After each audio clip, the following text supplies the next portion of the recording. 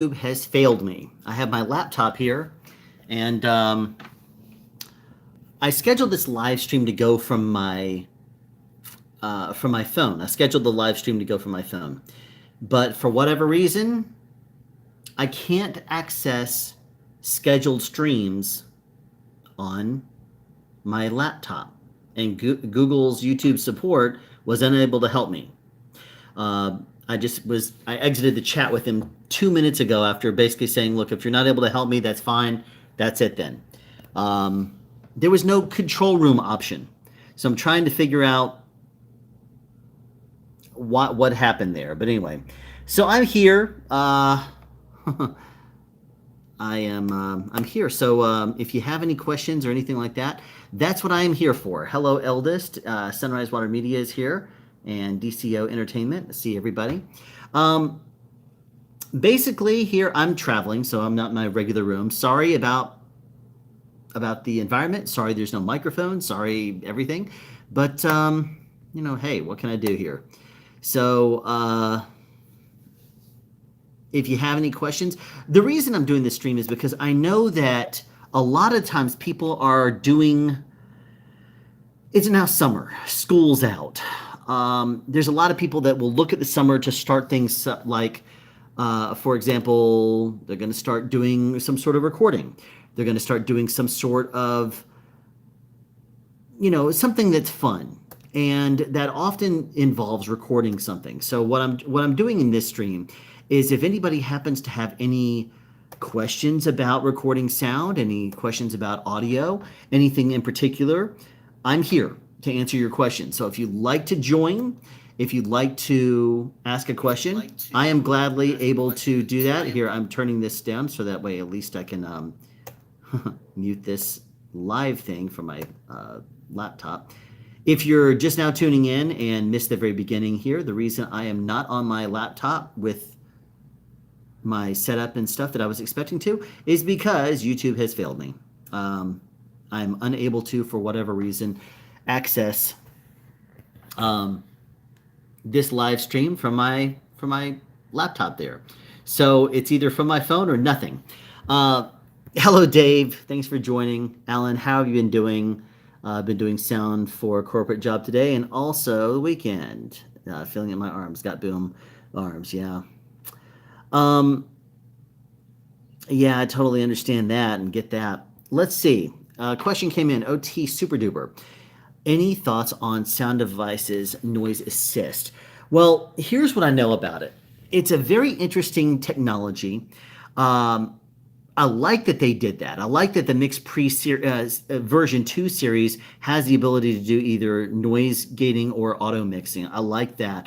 What I'm not 100% sure about is the ability to do live noise removal with that plugin.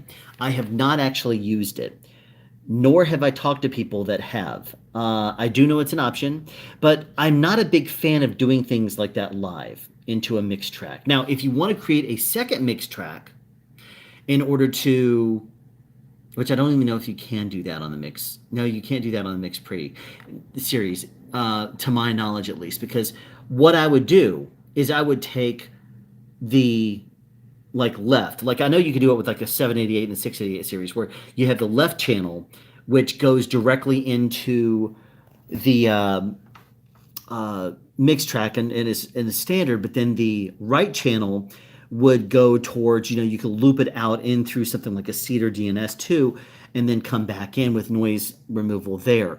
But I don't know how well it works. I don't honestly know how well it's going to work in live, and I don't necessarily trust it because I know Post will get a hold of anything that you have and they're going to post it up, and it's going to be much better if you can do it from a machine that has access to things offline and not real-time noise canceling and stuff like that. As a tool, if you're doing something quick for your own project or doing something that I don't know if it would work well in live stream. I mean, it very well could if you're in a noisy environment, but I have not used it is the big thing there. Being that Sound Devices has signed off on it, I would assume that it's pretty good though. So there's my answer. Question: I picked up a Rode Go 2.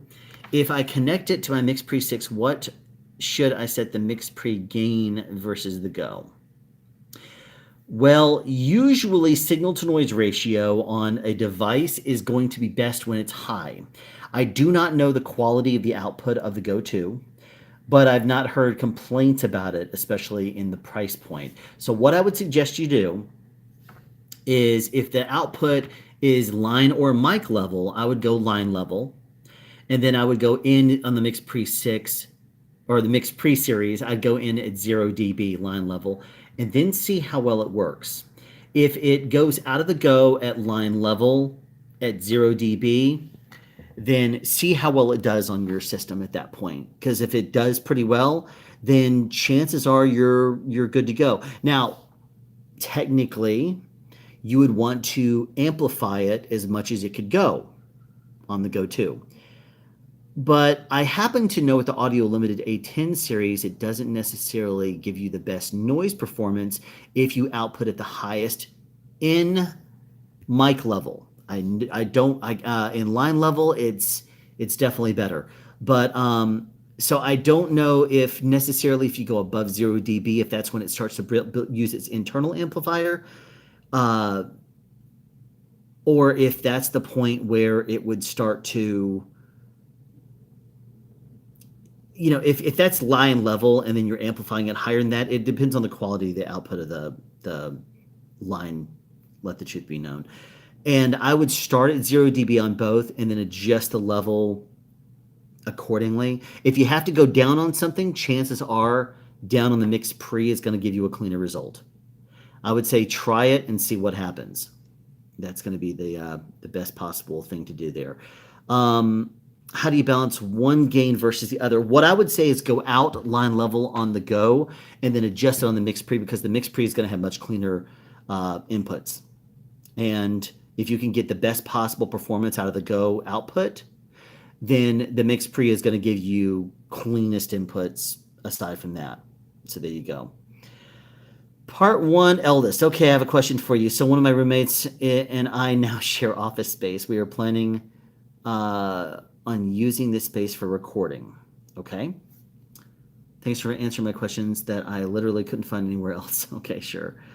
What would you say is the best way to build connections? Do you think working for free is worth it? Yes and no. Here's the trick about this. If you work for free, technically you're supposed to be paid in knowledge.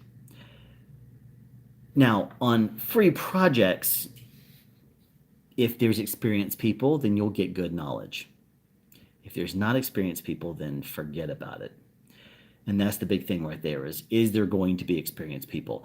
Now, another thing is, and I one of my very early videos is called Avoid Indie Abuse. And I remember somebody posted it to an indie forum, and a lot of people were like, oh, that's good advice, except producers, who got very mad by it. And the reason why is because I was saying things that they didn't want to hear. Like, for example, if a producer is paying everybody a flat rate per day, or even if they're bringing you in free, usually what that means is that they're going to start pushing you. They're going to start saying, they're going to say, look, I'm paying you. I'm going to work you as long as I possibly can. 18, 20 hours. I've done those shows and they suck. But the other thing to keep in mind is if something happens to you, like on the drive home or something like that, you're not on insurance. You're not, I mean, it's all on you. If you get a flat tire on your drive home, good luck trying to find someone else to go in to cover you tomorrow when you're getting $100 a day and they're working 18-hour days. The big thing I would say is if they are legitimately not paying you at all, and it is a passion project and you're doing it for experience, make no commitments other than daily commitments. Say, I know I have tomorrow available and I'll be there tomorrow, and I'm on the fence about some other stuff, or say I'm waiting to see how some other things go. And then just leave it open-ended. That way, if you get on the show and it's terrible, they want to just work you 15, 16, 17 hours. They don't want to feed you. They have zero care for anything other than the director just doing a 20 or 30-minute take, which I've done all of these things, and it's ridiculous because there are many of those shows I've been the most experienced person on, and I'm looking at this saying, trying to tell them, you're abusing your crew, and the crew, you're not paying for them. So I don't know why you're doing that. You have a better chance of getting people to come back tomorrow if you don't abuse us. And then they've said, look, if you're feeling abused or whatever else, no one's forcing you to be here. I'm like, oh really? Okay, bye. Well, hold on a second then. Okay, yeah, now you want to talk? I mean, that's when you're going to start running into technical issues that are not really there. That was one way that this one, we were in the middle of night. It was a 19-hour day. We were shooting in the Atlantic Station, some skyscraper there in Atlantic Station in Atlanta. And he would not, for whatever reason, cut after about hour 16. So he was doing long takes, and it was ridiculous. And I was exhausted by that point. I was booming. And I'm like, dude is paying like $100 a day, which we were doing this as a favor. And he wanted to work us as long as he could. He's like, look, I'm paying you guys. I want to get as much value as I can out of it. I'm like, yeah, well, we're all brain dead at this point. We're not the least bit interested in being here. You're abusing us. And so we started to hear a noise outside. We're like, that's destroying our sound. I mean, it was like a little noise. It was like a little tapping noise. I think from the downspout I think a vent turned on someplace, and it started just to a simple like that. And me and the sound mixer looked at each other. We knew exactly what we were thinking. And we just started shaking our head. No, this is going to destroy your sound. He's like, but it's such a small tap. It's like, trust me, it's very loud in the microphones. We're going to have to, we can't do this. If you want any usable sound, that's it. And so we ended up getting him to actually call rap because we claimed a technical issue. And the crew was like, thank you, Lord Jesus. Thank you for doing that. Because we would have ended up being there, forever. But that's something that I learned from. That was like, geez, when was that? That was years ago. And after that, I kind of figured out the way to get through indie stuff. If they're not wanting to pay you anything but a flat rate, they're going to say something like, no, we're planning on sticking to a standard day. Okay, cool. Then after a 12-hour day, then I'll expect to receive overtime at a rate of time and a half based on the I'll expect to get time and a half based on my base rate, which is going to be at that point in double time. Because, like, for example, let's just say $100 an hour or $100. Well, that would be great. I'd do that show all day long. Let's say $100 a day is what they're paying. They want to work you 12 hours. $100 divided by 14. You're at below minimum wage. And that's in every single state. Even if it's just the $7.75 something like that minimum wage, you're still below that. So at that point, you can say, look, you're already going to be paying me below minimum wage if you're paying me a flat rate of $100 a day. So at that point, if you push us over 12, then what I'm going to require is double time based on minimum wage, which is going to be like 15 an hour. And I've done that, and they say, look, that's ridiculous or whatever else. Then fine, don't take us over 12. And the way that I get way I get to that point is I say, what kind of days are you scheduling? Are you scheduling 12s? And they'll say, yeah, we don't anticipate going over 12. Or if they say they're planning on going over 12, I'll say, in that case, then, and then I throw out the hourly rate thing. If they say, no, we're not planning on going after 12, then I'll say, okay, cool. Because after 12, I'm going to require, and then I tell them the hourly rate thing. So either way, I got them. And if they don't agree to it, then I'll say, okay, then I'm not available. Now, that the main thing there that I would say is make sure that you stay on top of. I mean, if they're wrapping up at like 12:15 or something like that, give it to them. You can just tell them, look, I'm not going to watch the clock. If you're wrapping up and we're just trying to get the last take or something like that, but if you still want to try to get 3 more scenes and you hit 12 hours, then obviously we're going to end up having to talk, because you don't want to end up doing that. You don't want to end up abusing yourself, tiring yourself out, because if you get tired and you crash into something on the side of the road, no one's going to not only cover you, but no one is going to actually be able to afford paying you your car. Chances are, if you're working for free, you're not going to have insurance on that show, and no one's gonna, and any crash or any whatever tire damage, driving home in a bad location, any of that stuff is going to be on you anyway, even if you're on a big union show. So what I would say is watch my video, avoid indie abuse, and be very, very careful if you're going to be doing free work. So let's see here. Let me go in here. Alrighty. Do you pan, boom, and love to Eleanor? Back in the era of when we didn't use recorders, we would like use like a Wint X5 or even a Sound Devices 552, something like that.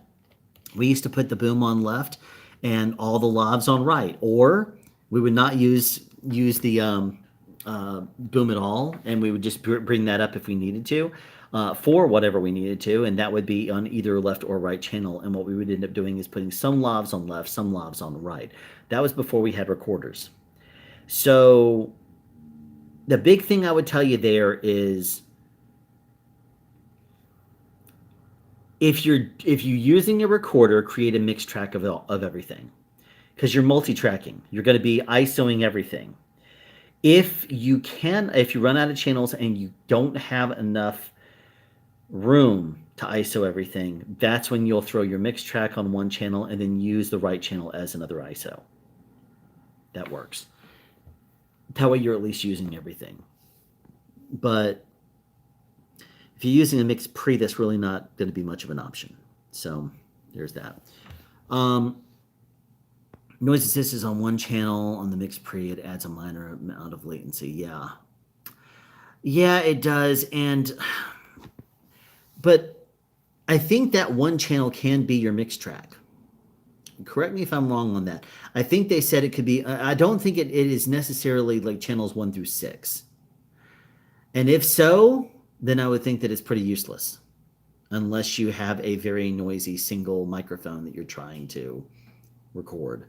If you record in a studio and it's extremely noisy and you want to try to use that as a thing just to try to help yourself out, you can try it.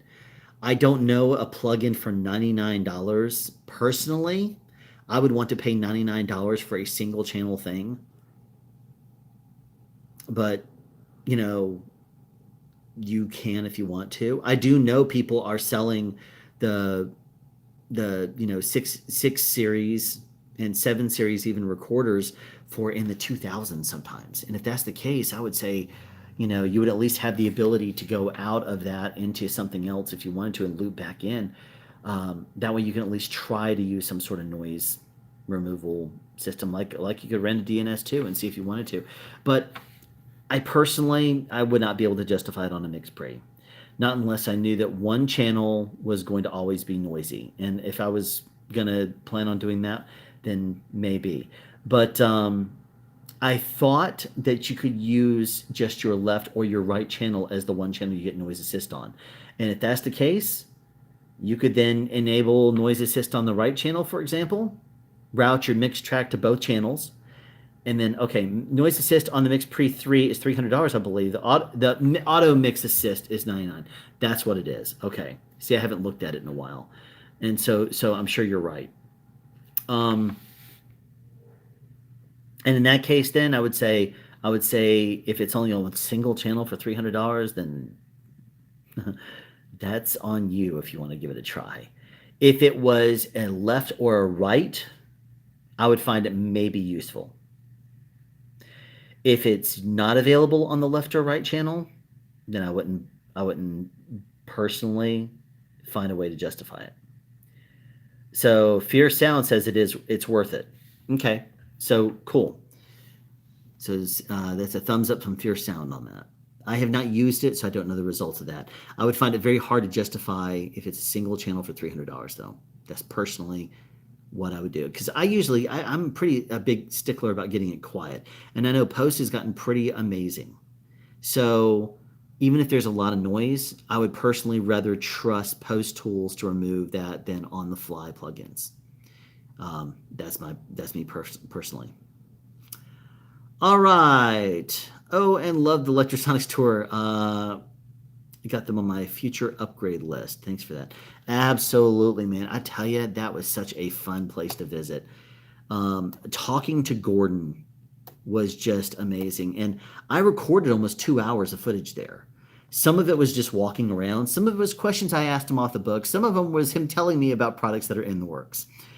And no, I'm not going to give any spoilers to that. That's not my place. But what I will tell you is that Electrosonics is a top-notch company, man. I've been wanting for years to go and see their factory and to see and hang out with them and see everything in action because they are really, really awesome. The fact that I mean, I only know a few companies that are really like this. Rode is another one where they design something from scratch. They piece it together, they engineer it, they figure it out, they do the testing, they support, and then they manufacture the thing. That is very rare because most of the time there's going to be a point when it's going to be outsourced. There's going to be something like they're going to say, okay, well, it's going to be manufactured in another country in order to make it profitable. Here's the thing though. If you can do everything, that's going to be better because let's just say that I designed something and I created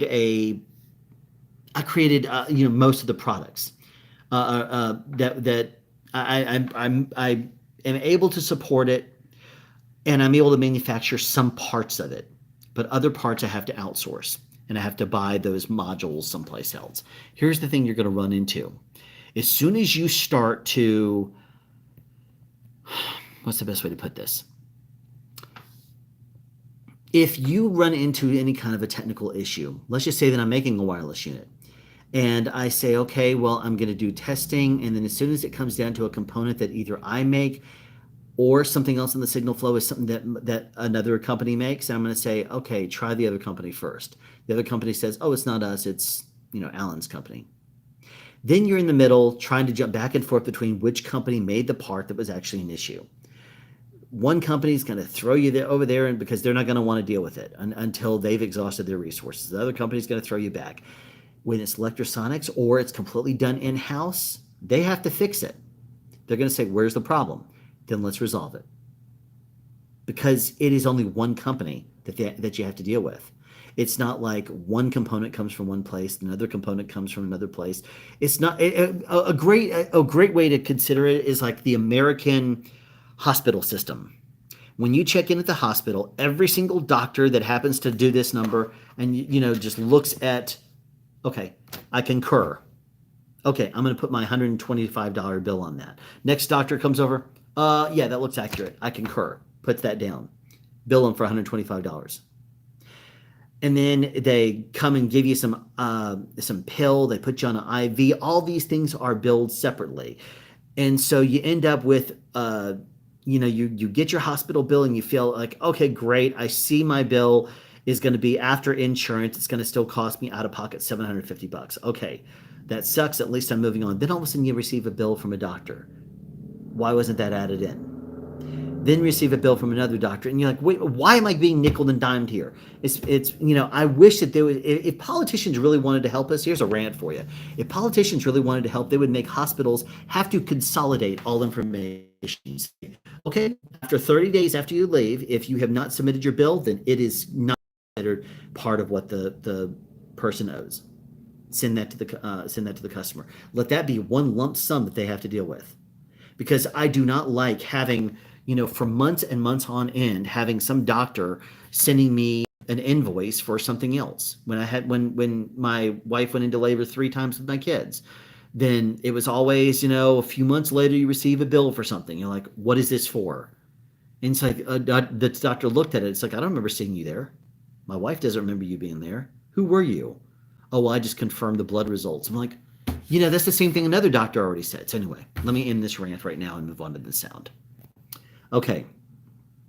But anyway, my point is companies like Rode and companies like Electrosonics that are vertical, they do everything from the ground up. That is a good thing because that way you just have a one-stop shop to get something done and resolved, and you pay for that.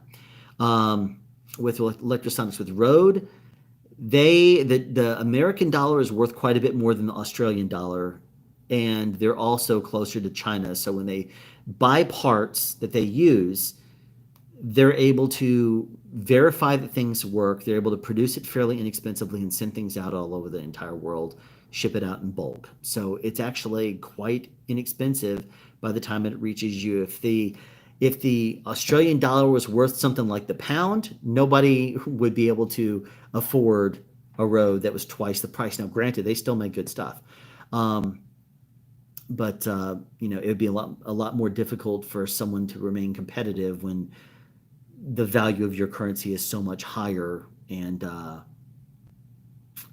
something like that. But anyway, a lot of people would still buy roads, though. All right. Let's see. Where was I? I've been using noise assist. I use it on my left. Boom, works pretty well. If Post doesn't like it, they can use the ISO. There you go. Excellent. Okay, great. Kevin, Basic Filmmaker, is here. Let's see. I'm only 10 minutes behind in his message. Very good advice. I'll check that out. Thanks, John. Hey there. Had a quick question regarding Electrosonics SMQV Block 26 411 receiver in Seattle. Okay, so you're talking about an illegal block. And understand the frequency is no longer used across the United States. So how should I sell? Well, SMQVs. Okay. SMQVs are selectable power that go up to 250 milliwatts. I know many countries have limits. Even if they do have Block 26, that's a possibility. There is... If they have Block 20, if they have Block 26 frequencies that are not illegal in those countries, then you need to look up and see what's the maximum output power that you're allowed to use. Because if it's a maximum of like 50 or a maximum of 100, you're probably not going to be able to legally sell it there. It needs to have a maximum of 250 milliwatts because it's an SMQV, selectable power up to 250 milliwatts. So if that's the case, what I do know is okay, here's what I'll tell you.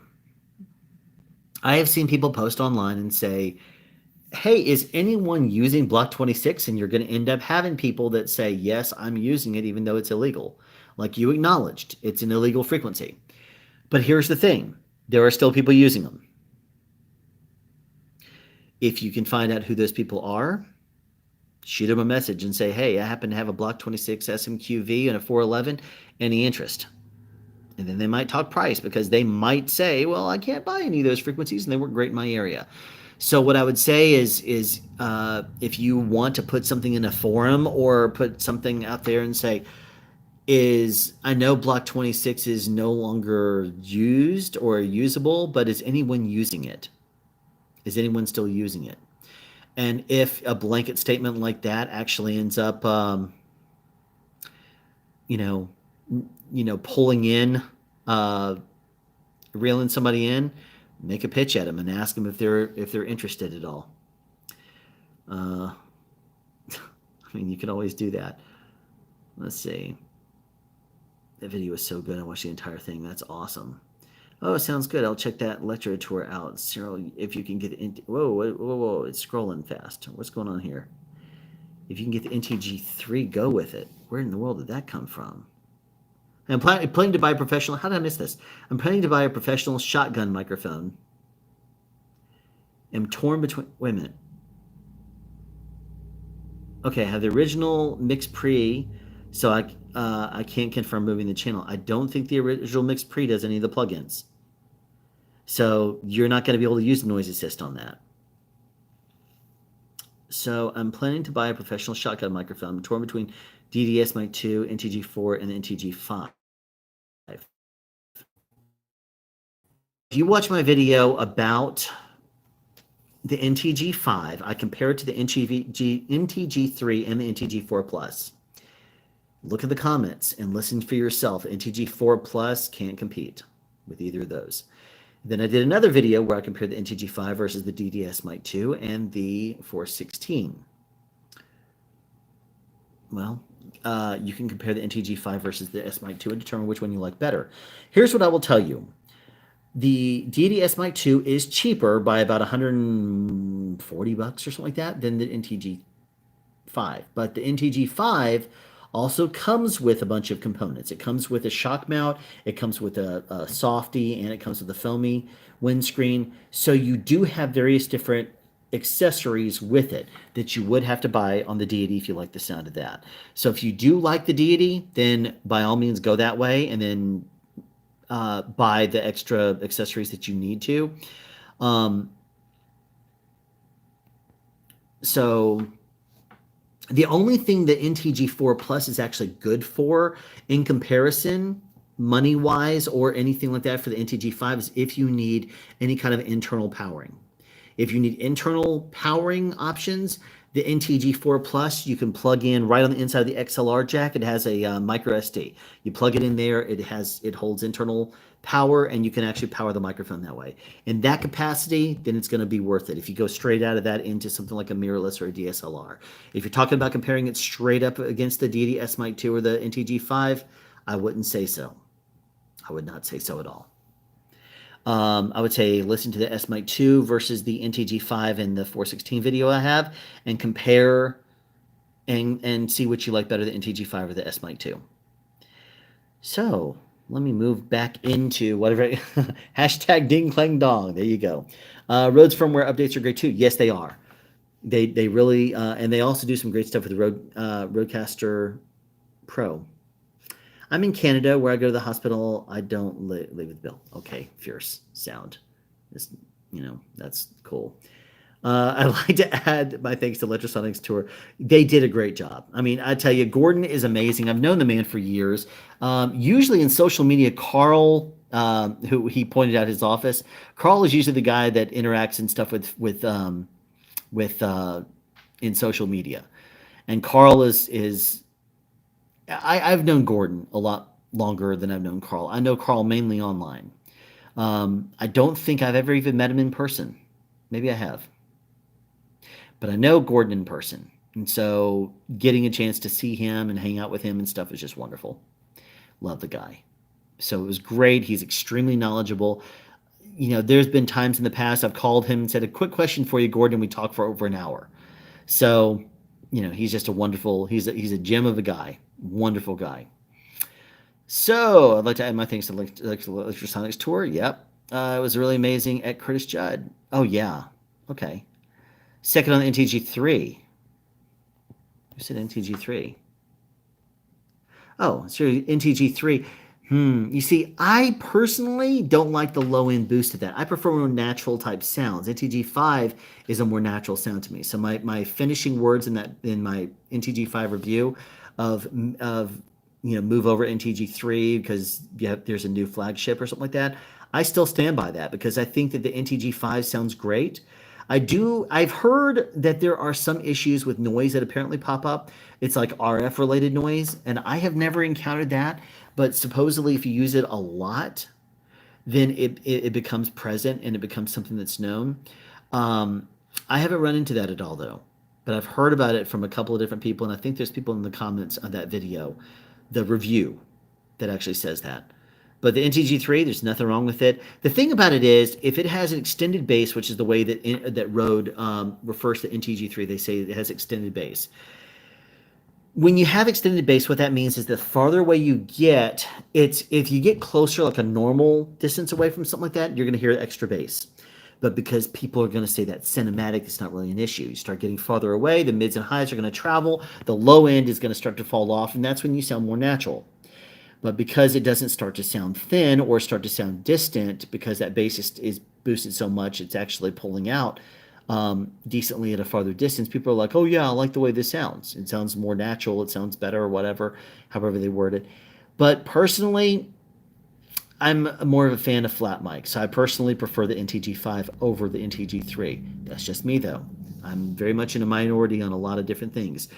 My favorite microphone of all time is the DPA 4017B. It is dead flat. Because of that, it doesn't have nearly the reach of other microphones that boost the bass. However, you get that into post and you're going to hear that detail. And if you're talking about EQ and you need a little bit of bass frequencies, add EQ and bring it up. But you know what? The 4017Bs are clean. They are clean. They are very, very crisp. They're very detailed without sounding like overly sibilant. Um, there are some microphones that boost up the presence. I consider that kind of like in Photoshop if you go to sharpen. If you go to sharpen and you suddenly over sharpen an image, like it starts to look really bad with an outline and everything, that's when it starts to look like garbage. When you do that, it's terrible. And what I personally think is that if you do something like that, then it ends up with you boost the presence too much. It starts to be like an over sharpening effect on Photoshop. That's personally the way it sounds to me versus kind of like a comparison of how it looks. So what I would say is, personally, I like flatter mics. But there is a bit of, I don't want to say learning curve, but I would say untraining yourself from hearing the mega bass boosted sound, because they can easily add a cinematic sound to it as soon as they put it into post. You want your microphones to sound a certain way, by all means, get the ones you want to sound a certain way. But you don't need to buy something because it boosts the bass and you think it's going to sound better. You can EQ to make the sound after you run through plugins and process it. You can make it sound like you want it to. But the detail is not something that there's a spec for. There's no spec for detail. So if there's something that's not a very detailed at all sound, you're never going to be able to EQ that or bring that back with a plugin. There is no equivalent to, if you have an out of focus image, you cannot use sharpen, an unsharp mask and that kind of thing in order to try to make the thing focused. As of 2021, right now, there's no way to fix that. Just like with a microphone, there's no way to actually get the detail back into a microphone that doesn't have it. So personally, I would rather get a flat mic that is extremely detailed. Consider the same kind of thing with a camera, a DSLR, a mirrorless camera, whatever. You can run it in Pro Tune, or whatever. That's a GoPro term, but you can run it with whatever LUT is included on that, or you can run it into the flat mode, whatever the flat mode is. It like boosts the dynamic range and makes all the colors more muted. But that allows you a lot more control when you get into post and you do color timing and correcting. The way I look at a flat microphone is very much the same kind of way. You get the detail, you get all the frequencies the way they were intended to be picked up, without any kind of boost, without any kind of extra tweaking or anything like that. It's just crisp, detailed sound, without being overly detailed or overly crisp. You don't want to end up having sibilants that will blow your hair back or do what I refer to as the infomercial effect, which is when you ever watch an infomercial that's on at like 2 or 3 in the morning, especially back in the 80s and 90s, if you were ever up late at night, when your brain is not focused very much, what do those people sound like? If you ever remember, they were always extremely high pitched. There's a lot of energy, first of all, that keeps your brain kind of engaged. But then they also boosted the highs, the presence. They boosted like 8 to 10 dB, very sharp sounding, because it makes it more difficult for you to turn off when it's that detailed. And because of the compression on a lot of the TV stations, it would end up being hissing like crazy. It sounds like a bunch of snakes sometimes. But when you're very, very tired listening on a TV, that was more than often in the 80s especially, it was going to be some sort of a muddy type speaker and it wasn't going to sound great. They boosted the presence like that so that sharpness would actually pull in and hopefully try to keep you engaged a lot with the energy that was in them. So that's what I refer to as the infomercial effect, where they boost the presence like crazy in order to try to make it overly sharp. That way it makes it harder for you to ignore. So a lot of microphones will do a lot of that kind of stuff, and they'll boost the presence to try to get extra attention. Anyway, let's see. Let's move on to some more of these comments. Otherwise, we'll never get through these things. I'm slowly drifting backwards. Now I'm at 13 minutes behind. Okay. Oh, geez. Where in the world is this thing going? Hold on one second. All right. That was the second on the NTG. Okay. Curtis Judd. Oh, okay. So we have Kevin, Basic Filmmaker, is in here. We have Curtis Judd who's in here. Let's see. You're cool, Kevin, basic filmmaker. Yeah, I like Kevin. Curtis Judd for the win. Okay, we have a super chat. Thank you so much. I'm potential shotgun microphones. Go with the first 16 or aim at the Sheps. Ooh, heard Sheps occasionally struggles with humidity. Okay, here's what I'll say about the Sheps and humidity. If you know how to manage it, it's not a big issue. However, have you ever taken? Okay, I'm going to use another analogy. If you've ever taken inside your stateroom, it's nice and cool. You take it up and you take it out of the upstairs. As soon as those gates open up and you're on the top level of that ship and you're in the Caribbean, do sensor kicks in gear, that camera's out of commission for half an hour. That is very much the same way as a ship's. If it's in a climate controlled area and it's very, very cool, you take it outside, you're going to hear all kinds of weird sounds. And it's not going to be your friend. What I usually say, if you're going to use a Sheps, don't put it in a moisture controlled environment when you store it. Let it be part of whatever the temperature is in the case. So, like, for example, if you have a drawer you keep things in, don't put it in a moisture, enclosed box and everything. Let it sit out. Let it sit there. What I personally have had the best experience with is if you let it live in whatever environment you're in. If it's in a case, it's going to be in the shade. Therefore, still put silica gel and stuff like that in there, like you normally would in a case anyway, in a drawer anyway. But here's what I'll say: if you want to be fair to that microphone, allow it to acclimate, and the best way to do that is by letting it sit in nature. If you put it inside of an airtight container that has silica gel and you keep it cool and then you open it up outside where instantly, it's going to hit moisture, that thing is going to freak out and not like you. But if you leave it in a drawer where it's still dry and it's still protected from the elements, but it's allowed to deal with the humidity in the air, even if it's colder, it's allowed to acclimate naturally. If it gets a little cooler, if it gets a little hotter, it's already got that humidity in there, and therefore it's not going to clip nearly as much. It's not going to start to sound like it's underwater. Now, if you use it inside and then suddenly you have a show that they say, okay, well, great, now we're done inside. We're going to chase the person outside and let them go running. That's when you could end up having issues with that Shep CMET 5U or the 2U.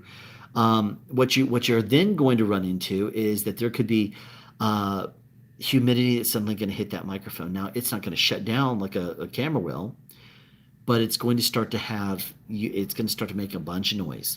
You're not going to like it. So if you're in a humid environment, be very mindful of the humidity on the Sheps because you are going to end up having that. 416 is bulletproof. It's not going to have an issue. You can take that thing from inside to outside and whatever else. But the biggest thing to keep in mind is that drastic temperature changes from colder, where it's more where condensation is created basically, and then you go from cooler to outside, condensation is going to appear instantly. If it has a chance to slowly acclimate, it's going to be much better off, because if it does a real quick change from a cooler environment to a hotter environment, boom, there you go. So as long as it has time to acclimate or to adjust, probably going to be okay. If you're concerned at all about humidity in your area, I would always say a 416 is a great choice. There's a reason why it's the workhorse of the industry. There's a reason why people still talk about it in 2021, and that microphone is decades old. Shep CMIC 5U and Super CMIC 2U, those are great microphones, but humidity is potentially an issue. So if you're shooting out in a very non-humid area in the middle of a desert or something like that, go for it. As long as you know how to deal with humidity if it does pop up, if it starts raining outside in the desert, yes, then just be aware. Okay. And thank you very much for the super chat on that. Okay, Louis Schneider. Thoughts on the DT 990 250 ohm being the most accurate headphones? I've never heard them. But what I will tell you is that If you have headphones that are lower impedance and you do not have if you do not have them plugged into something that can support or properly drive higher impedance headphones, um, like if, for example, you have low impedance headphones and you plug it into pretty much anything, it's going to be as good as it can.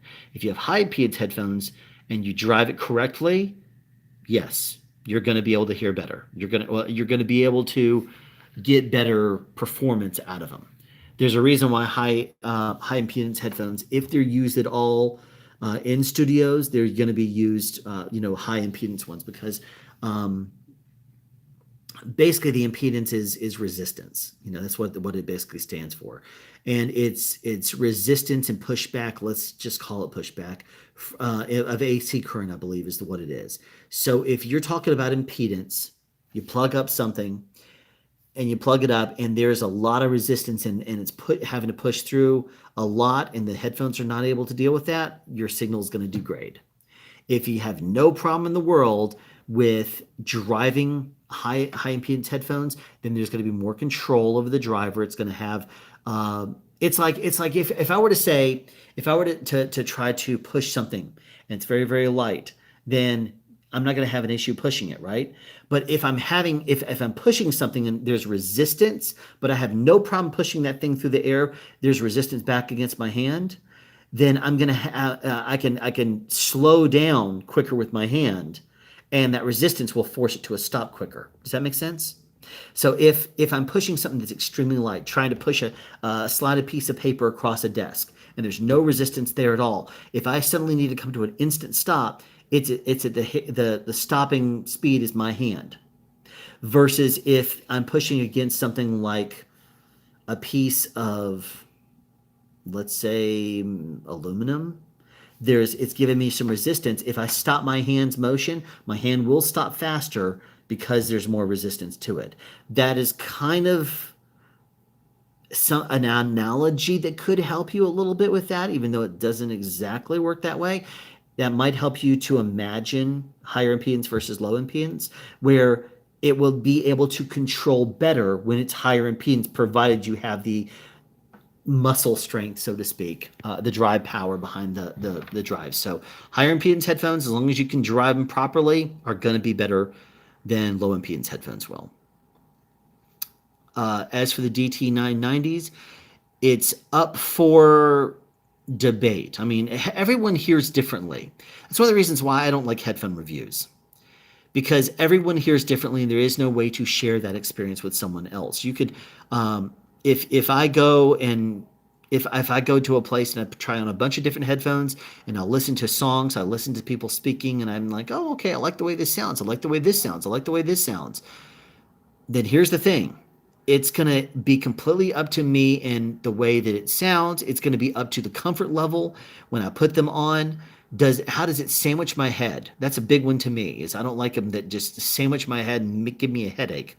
I don't like that at all. So if it sandwiches my head too much, it's going to drive me crazy. If it is fairly open and no real issues, it fits on my head nicely. There's comfort and it sounds great. That's what I like. As for the most accurate headphones, subject to you, what you think, how you hear, your comfort level. Everyone hears different. If you have presbycusis and you have hearing loss, sorry about the car starting up. I'm at a hotel right now. This is the third hotel I've stayed in the past. But right now there's a car directly behind me. Sorry about that. So, but the experience of listening is something that's unique to everybody. If you have presbycusis, hearing loss, then you're going to have a harder time actually hearing some frequencies. In that case, you might need something that boosts the highs a little better because you don't hear the highs as well as you used to. And if you could have the best sounding headphones in the world, but if it sandwiches your head like you're putting your head in a vice, it's going to be an issue. Dude, go away, please. Drive away. Sorry. So, get a tune-up. Man. Sorry. I had to drink a little bit of this. Okay, so as for the most accurate headphones, that's subject to interpretation, subject to whatever you know you like. Thanks for your thoughtful response. Haven't used it in a couple of years, but because of the illegality, but want to offload. Appreciate it. Nice, nice. I agree. NTG4 isn't worth it in 2021. Jesus, thing keeps jumping around. I go for the S Mic 2 or the NTG5 for sure. So there you go. Seconded by Curtis Judd, the Curtis Judd himself has spoken. Thank you. Rodecaster Pro is my current interface since the latest update. Yeah, it's a great one. That video I did of the Rodecaster Pro, I was trying to do a whole bunch of different tests to see what other ways that you could use the Rodecaster Pro and for other things. The only one I think you could potentially use it for would be film work. And since doing that video, I talked to Curtis Judd, and he said that if you use something like for example, the Deity BPTRX, which is a timecode box, you run out of that into the Rodecaster Pro via the quarter-inch phone line input, then it could probably record timecode. Because I mentioned in the video I did, I said I wasn't 100% sure if that would work. It can record timecode, and then if you sync that up there as a separate channel, you can, in something like DaVinci Resolve, take that channel and use that as timecode and convert that in there. There's actually going to be a video thing that I do in the near future where I'm going to be having to do that timecode running in on that audio channel. And I have to do that for some upcoming testing that I'm going to be doing. More on that later. Super funny how they can move up in the company. The offices get smaller. Well, yes and no. You got to keep in mind also there's space that it takes to actually do engineering. So you have to have different test booths and stuff. It may also be multiple people sitting at the same desk. And Gordon is very, the fact that he's able to get himself inside. I mean, I laughed and said they have you in a janitor's closet because it is a very small office with no windows. There was actually something that he said in the portion of that video where he was talking about their new product or one of their new products. He jokingly, I jokingly said, "I love your window, by the way," and he laughed and said, "Yeah." He's in a janitor's closet, but that right there is.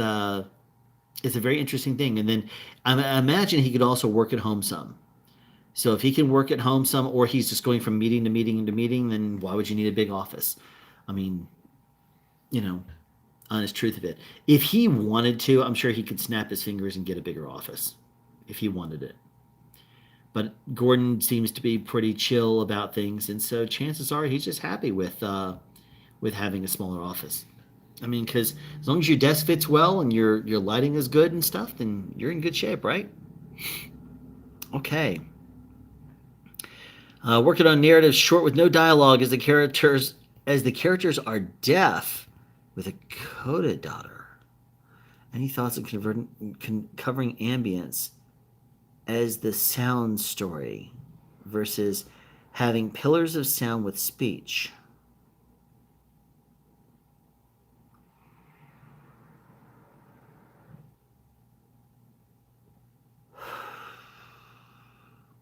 I don't even know what you mean. Characters are deaf with a coda daughter. Any thoughts of covering ambience as the sound story versus having pillars of sound with speech? Pillars of sound with speech. Could you please clarify that, Act Fool? I don't know what you mean. I keep rereading that, and it doesn't make any sense to me.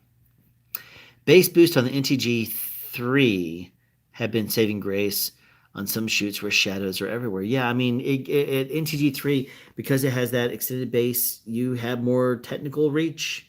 But then you got to keep in mind also, there's times you get into post and you're like, that wasn't actually an issue after all. As long as you have the mids and highs, you already have the frequencies you need for the detail.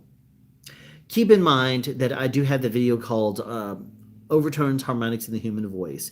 One thing that actually left on the cutting floor was where I basically said that the throat vibrates, the vocal folds vibrate. And they can only vibrate up to 300 times per second or something like that.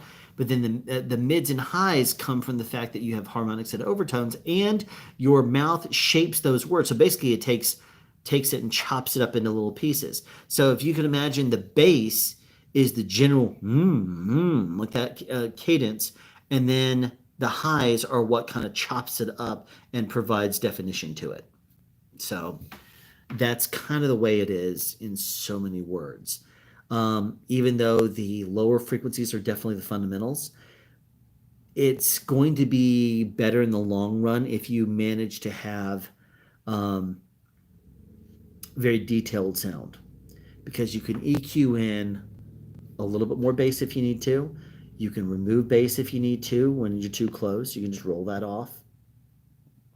Um, and it will sound great. So if you're talking about a sound that you have when you are recording, you like the bass boost on that. Hey, you like that microphone? Use that microphone. But personally, I'm a fan of detail. The non-existent spec. I think I even have a video about that. The spec we want that we'll never get, or something like that. Yeah. Anyway. Uh, I love my NTG3 with my voice in my studio, but the NTG5 would be my choice to mic others as it's flatter. I agree. The NTG3 is quite bass heavy if you specifically want a broadcast sound. I personally don't like flat mics, but like you're saying, it's a personal choice. Yeah. Thank you very much for the super chat there, Hans. I very much appreciate it. Mr. Hang, man, I guess I'm lazy because I rarely tweak my sound.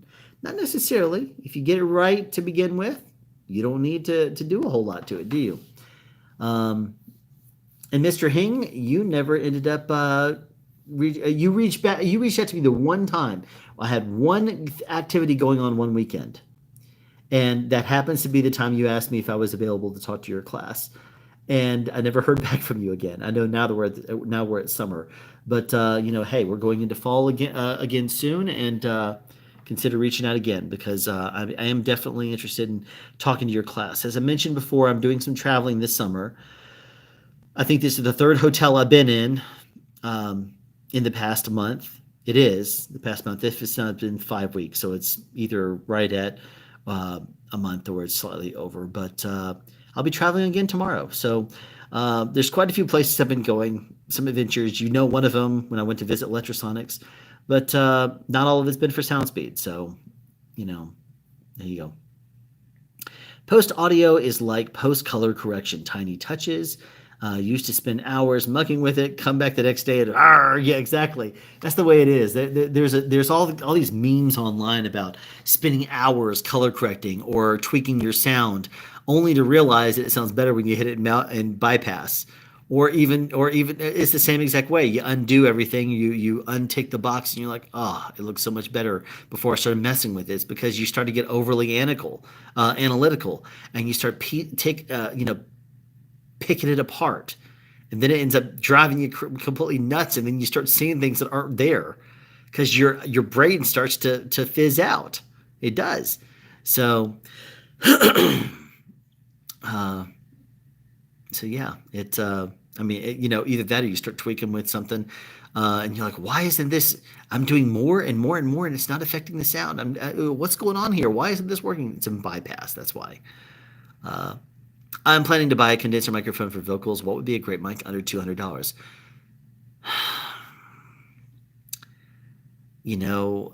There's not a simple answer for that.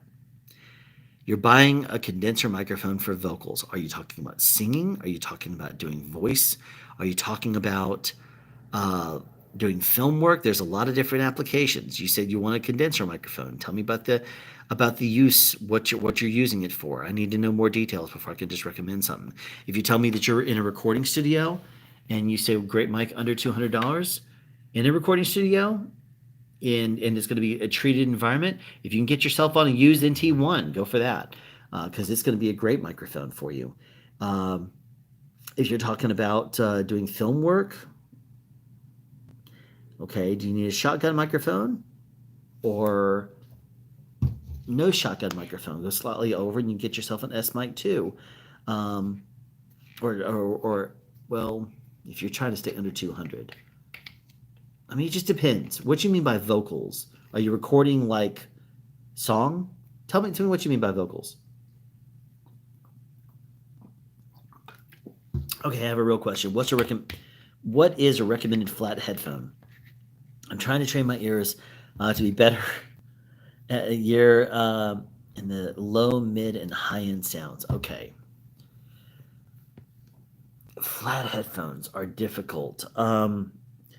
The only ones I know that are technically flat are like just almost $300. I think they are the Audio Technica ATH-M70X headphones.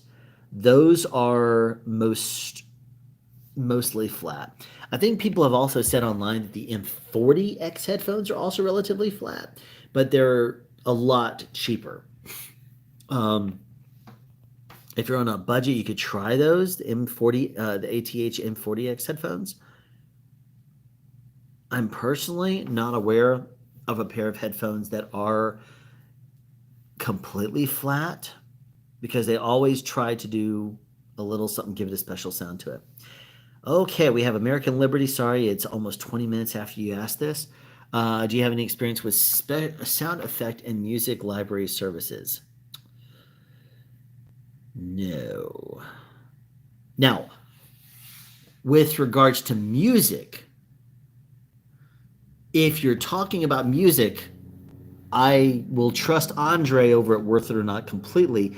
He has a great video he did about audio, about music, and he uses a service. The big catch 22 um, on using music for streaming, as long as you're subscribed to the service, you're allowed to use their music. But then, and they'll give you a license for it, but as soon as you stop using it, do you lose the license for it?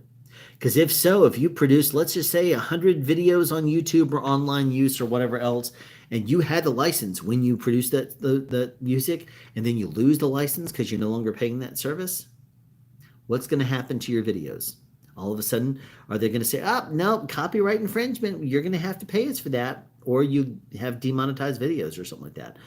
Because there are some services that as long as you are paying them, you'll keep the license. As soon as you remove that service and no longer pay them, you lose the ability to use those songs. You lose your license.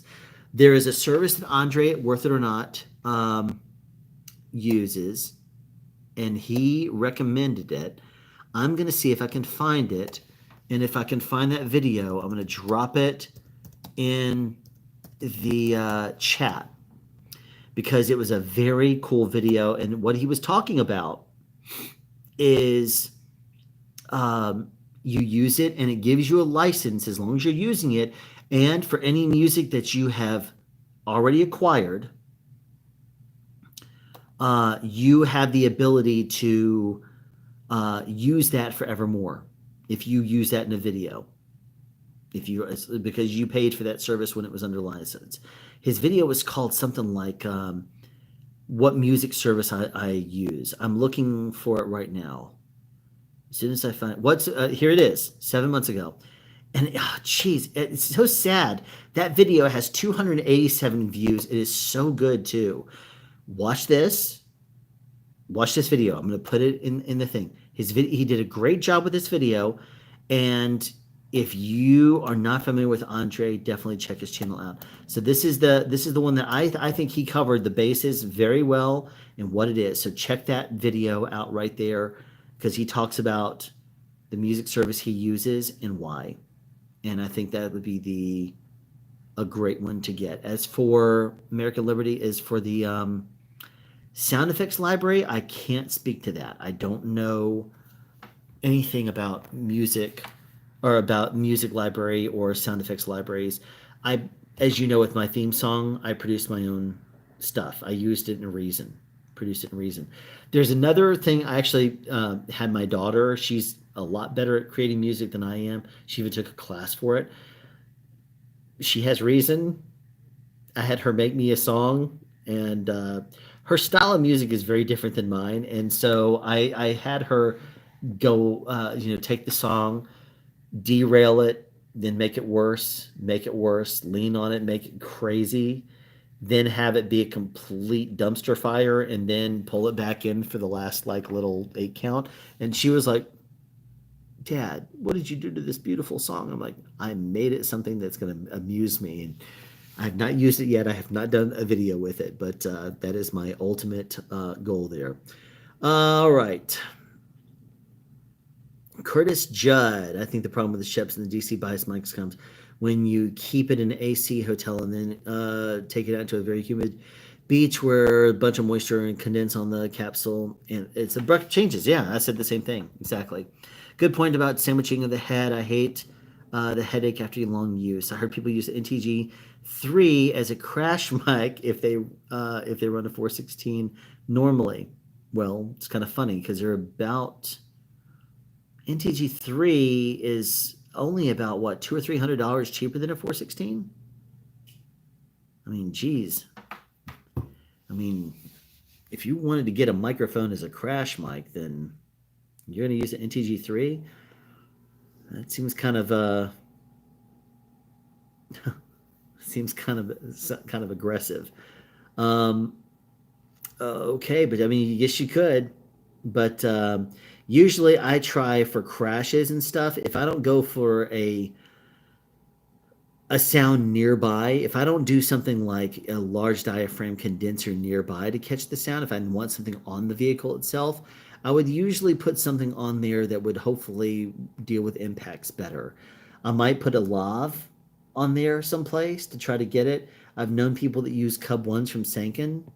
Personally, I don't like the quality of the sound on those, so I don't think it'd be great as a crash mic.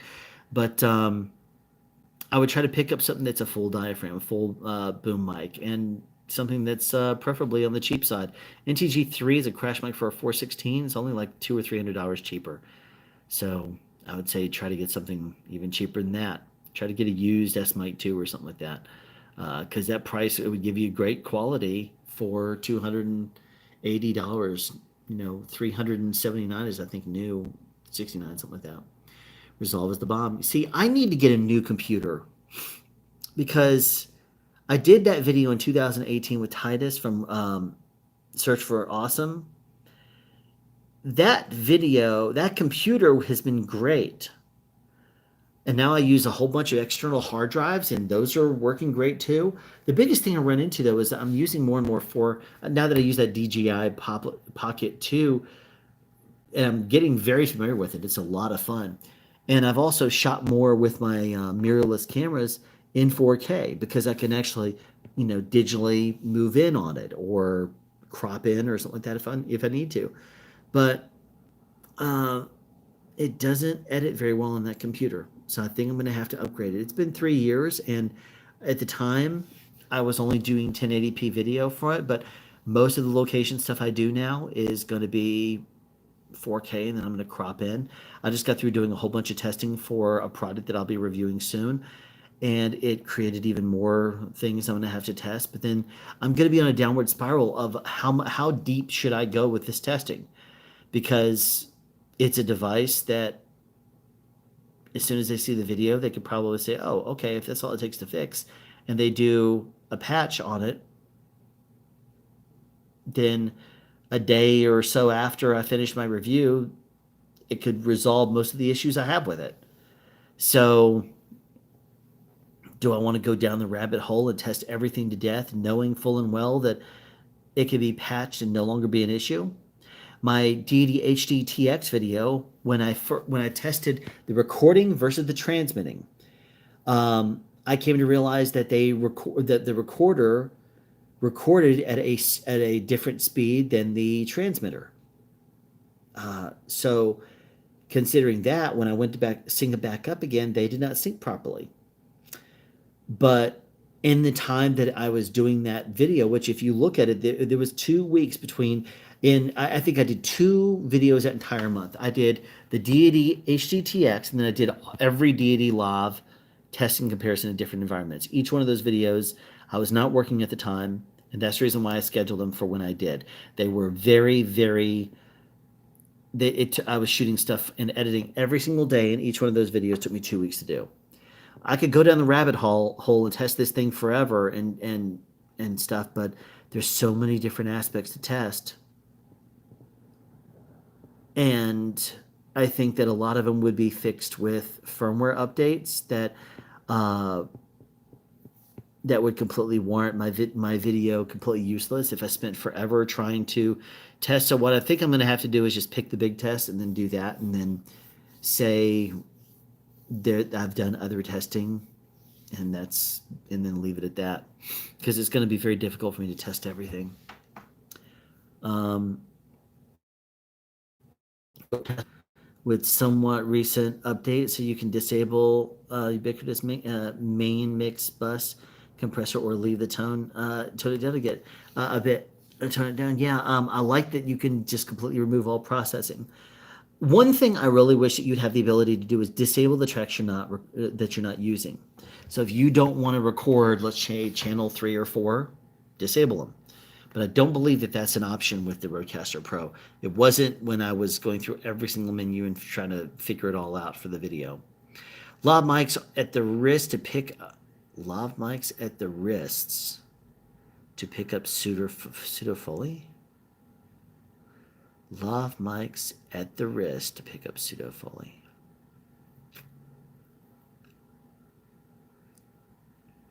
As a question.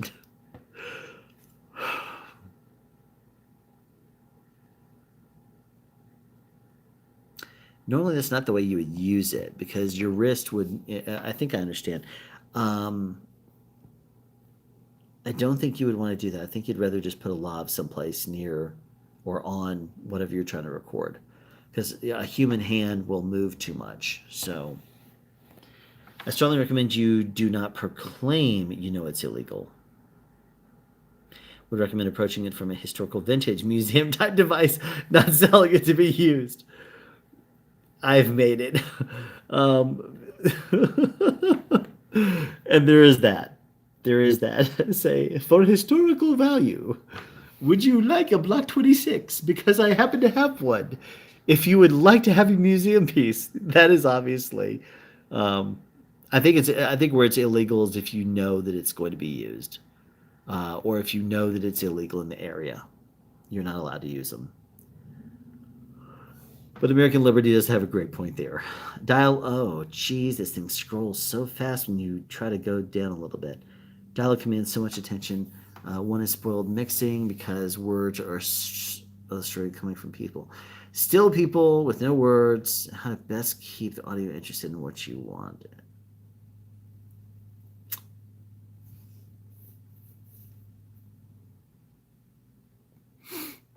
Still people with no words.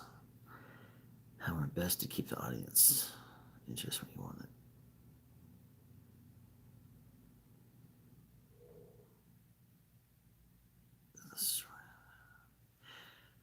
Dialogue commands so much attention. One is spoiled mixing because words are the story coming from people. Still people with no words. How to best keep audience interest where you want it.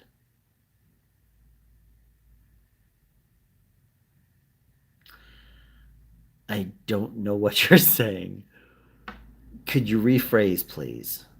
Dialogue commands so much attention. One is spoiled mixing because words of the story.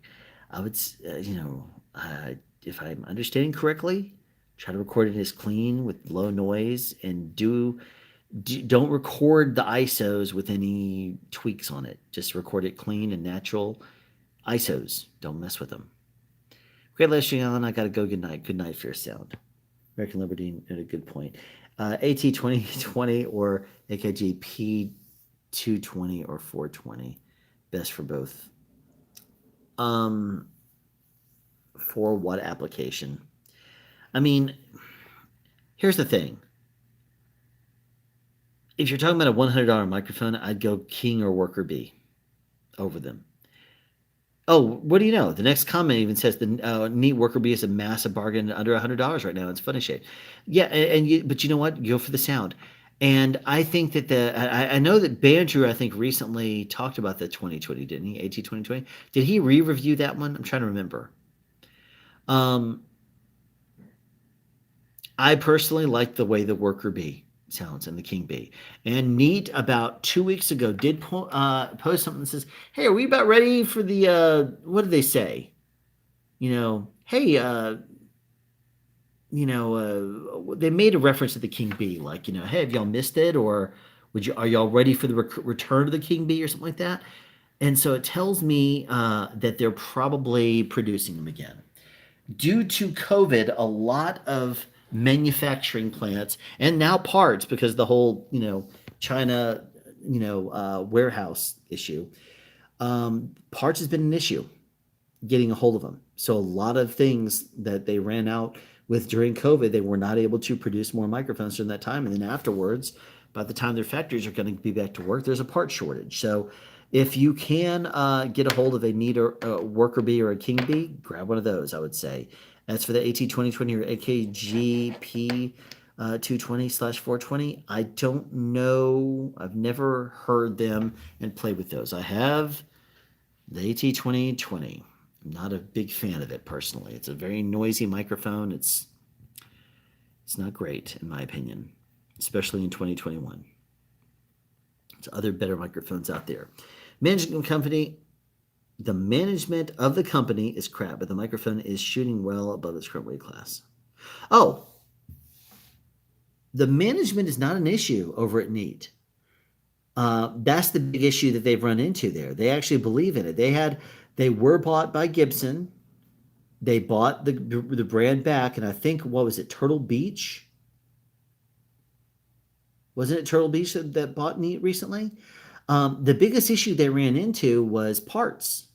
Like I just mentioned a moment ago, during the pandemic, every single microphone manufacturer basically were selling stuff like crazy, and Neat only had a finite amount of their microphones in stock, and they sold out real quickly because they have a very active social media presence, and so they're killing it. They're doing a great job with all their social media.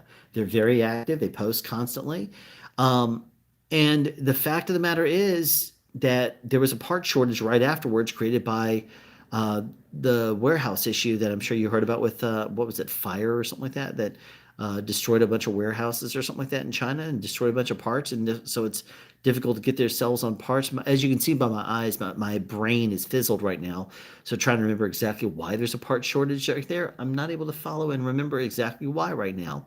But what I can tell you is that there was some sort of an issue in China, and it's not all cheap Chinese crap. There's some very good products that are still made in China. So don't just think I'm trying to bash China.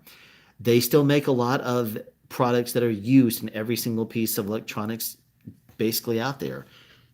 But sourcing those parts is going to be cheapest when it comes from someplace like China. And they're going to be able to produce a lot of versatile equipment and parts that are very good. And so probably some of the parts are used in the Neat Worker King bees and their other bees. Um, but because of the part shortage and coming out of the pandemic, it's probably hindered their ability to make microphones. Believe me, I'm sure that they're wanting to get back to making them because the more they make them, the more they're going to sell them. What I'm curious about is when they come back, how's the pricing going to be? Don't know. Don't know.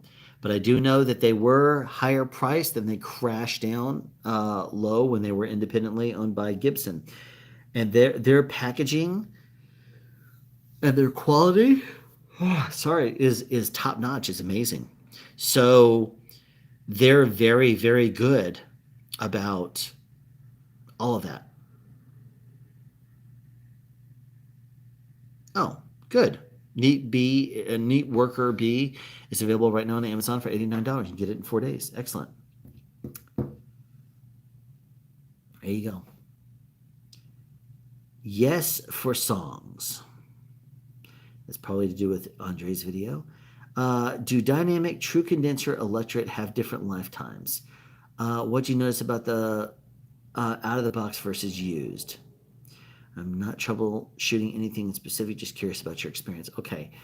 Um, a lot of it's in the way you take care of them and how. Dynamic microphones are designed to be more rugged as a rule. I mean, you can drop them, bang them, think SM58. Condenser microphones can be damaged if you drop it because the capsule, the back plate, and the way that it fits in there with the diaphragm and stuff, very sensitive. You can easily damage a condenser by abusing it. Electrets, kind of the same way. I mean, it really depends. Dynamics are usually more resilient than the other two. Electric condensers will sometimes be fine forever. Sometimes it just really depends on the manufacturer. What do you notice about the box, about out of the box versus used? There is, it depends on how they were taken care of. That's the honest truth of it. Out of the box, if you buy it brand new, it's going to be obviously in the best possible performance. If you buy it used, how did the person before you take care of it? Even if they were a smoker or not, that would matter. Because if they're a smoker, then that pushes, not residue. It pushes, smoke in the air will actually collect on the capsule, will collect on the parts on the inside, and that will affect the performance of the microphone. So, I mean, even something as little as if someone smokes or not will tell you.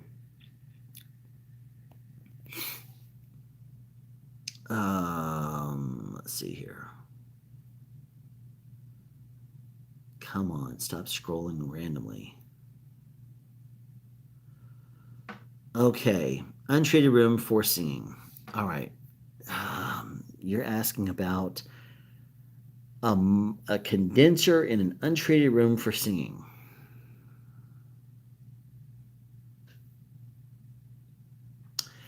See, that's tough. I would not normally recommend a condenser in an untreated room unless it's a very, very big untreated room. And singing is going to be loud.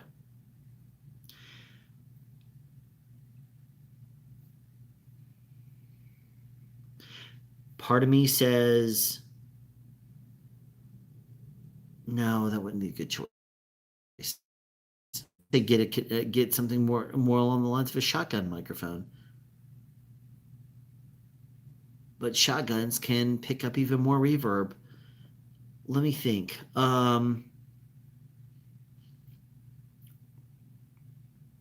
If you're going to record singing in an untreated room, normally it would be for a certain effect, not just because you don't want to treat the room. I would say spend money and treat the room, and then because an untreated room with a microphone that is decent or great is going to bring out everything in that room and make it sound more. It's going to magnify every little bad thing in that room. Versus if you treat the room, then it's not going to matter as much because it's going to sound better. The room, you're not going to hear the room as much.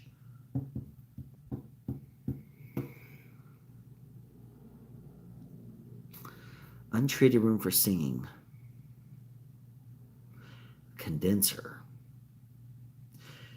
I mean, I would almost say go for a stage handheld. I mean, those would be a condenser that would be used kind of like you would use a dynamic, and it would probably be. I mean, even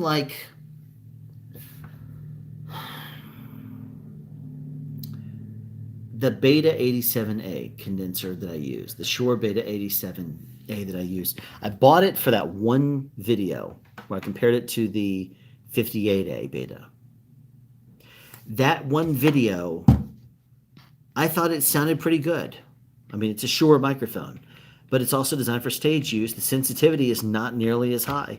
I mean, because, it's designed to not pick up nearly as well at a distance as you would, other condenser microphones. So probably something with lower, the lower sensitivity stage condensers would probably be a good bet, your best bet in an untreated room for singing with a condenser.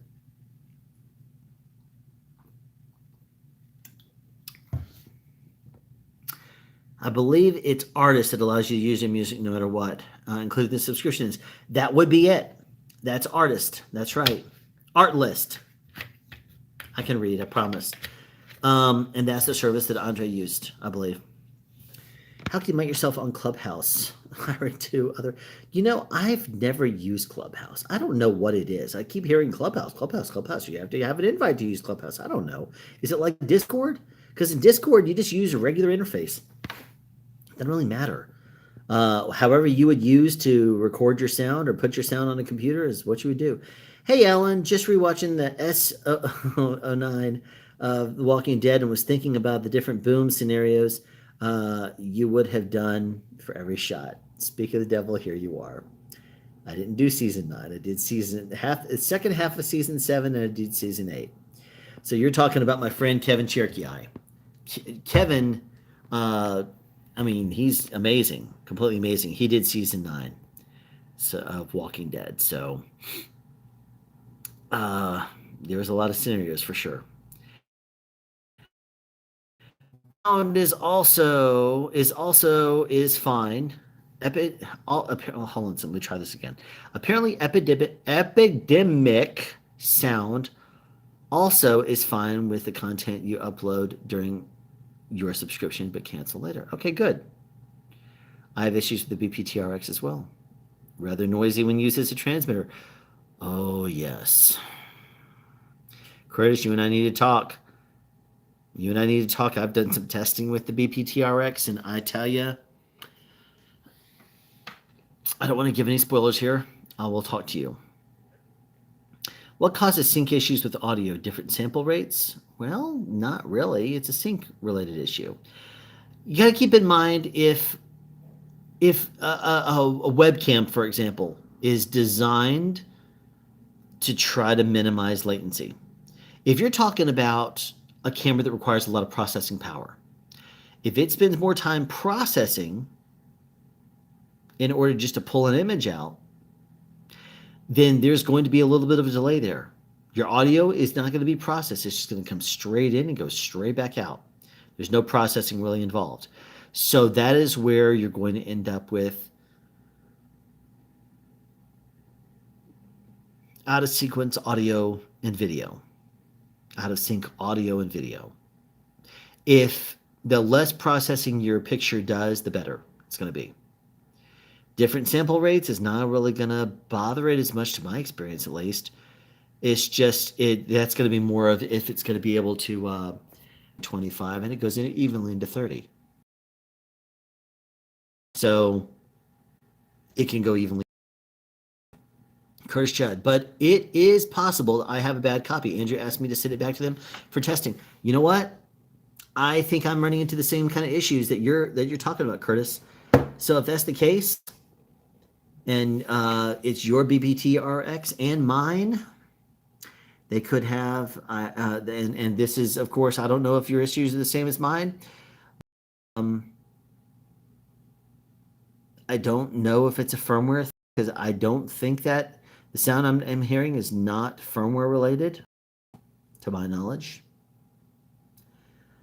I do know that originally the Deity Connect system had a noise issue, and then what Deity was able to do is they were able to create a different DSP, which allowed it to work with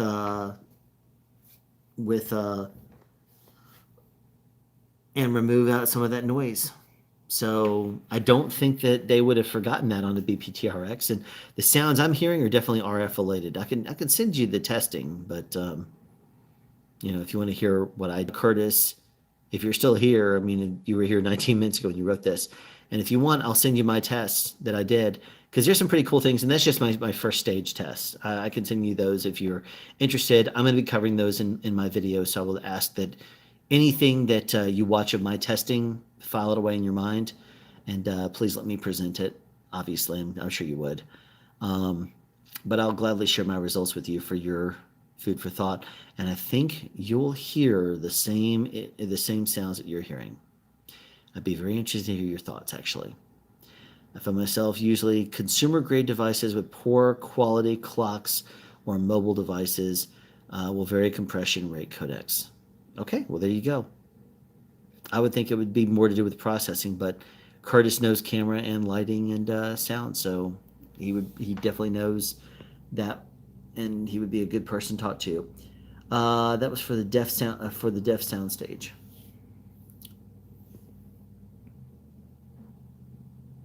That was for the deaf sound stage. Let me scroll back up and find your comment. Oh, for the deaf. Okay, so you're talking about crap management. Gotcha. Deaf soundstage. Okay, Curtis Chad. Is there a way to plug in a line level XLR into the Rodecaster Pro? Not to my knowledge.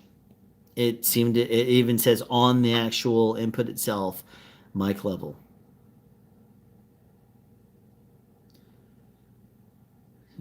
Okay. Here's the death, no vocal question.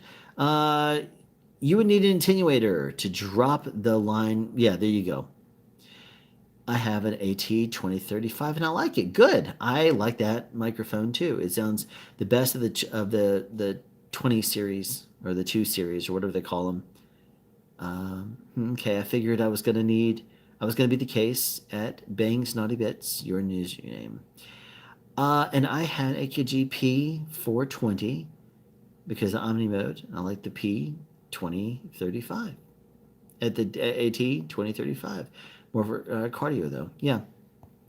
Jack of all trades, master of none is what they usually say. Would you rather have a microphone that's designed to be a cardioid or one that's multi-pattern? Well, if you're only planning on ever using it as a cardioid, then why do you need the multi-pattern?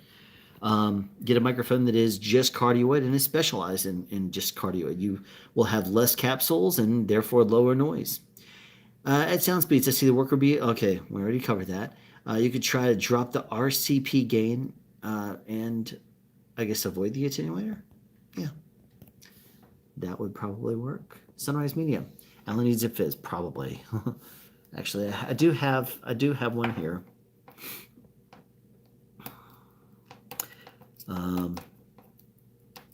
I'll go ahead and see what I can do with this.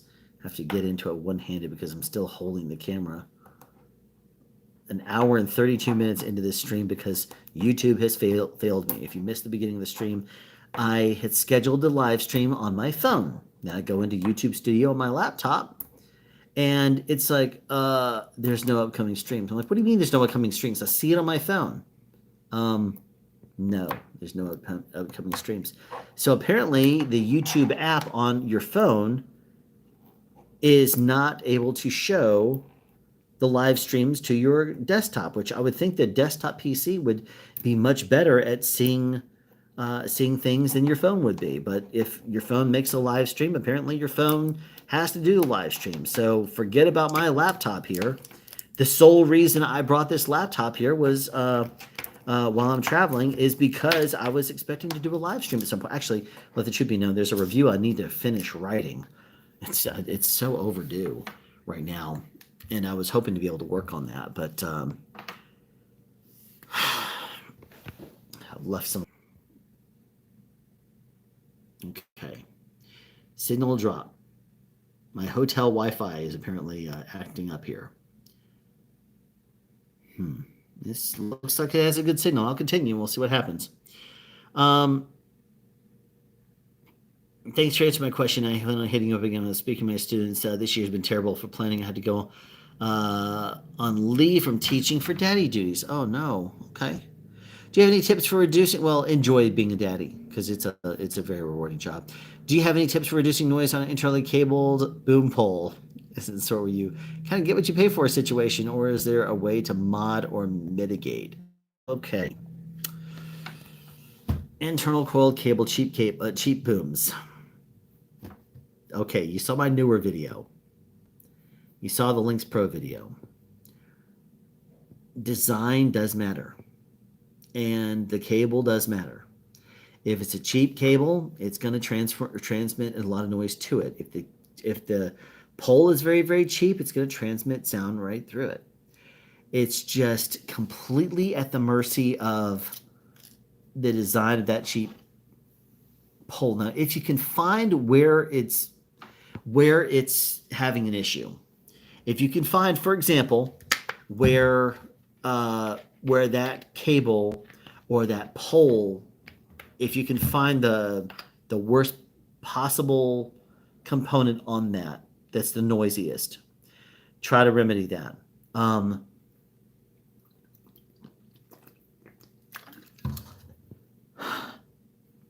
Drink too quick there. Oh, jeez. That was great. Drank right there and it went straight in my nose. I'm not a fish. Okay. What was I talking about? Brain's fizzing. Okay, find the part of that boom pole that is the noisiest, and then try to remedy that. If it's, for example, your hand sliding on the pole is the noisy part, you can buy a piece of heat shrink tubing. Um, and that heat shrink tubing that you buy would probably cost you $8 on Amazon to buy a 2-inch piece of heat shrink tubing. Well, if you slide your hand on that, it's going to transmit less handling noise straight through if it's a little bit thicker. And that would remedy that, for example. If the cable is the issue, because the cable, you slide your finger on the cable and it transmits straight in through the connector and stuff, that's a crappy cable. Get yourself a better cable, internally cooled cable. It'll probably be, and that will probably help. If the connectors are introducing RF and that's your issue, cut the connectors off the end and put. If the cable's fine and it's the connectors is the issue, get better connectors. I mean, listen to it, experiment, and see if you can try to find where it is. Now, as a test, what you can do is take another XLR, externally wrap it completely around the boom itself, very tight.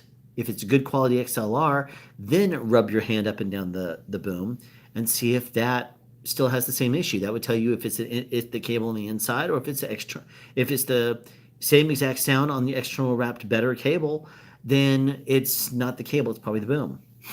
But if it's quieter with the external wrapped cable that's tight, then it's probably going to be better.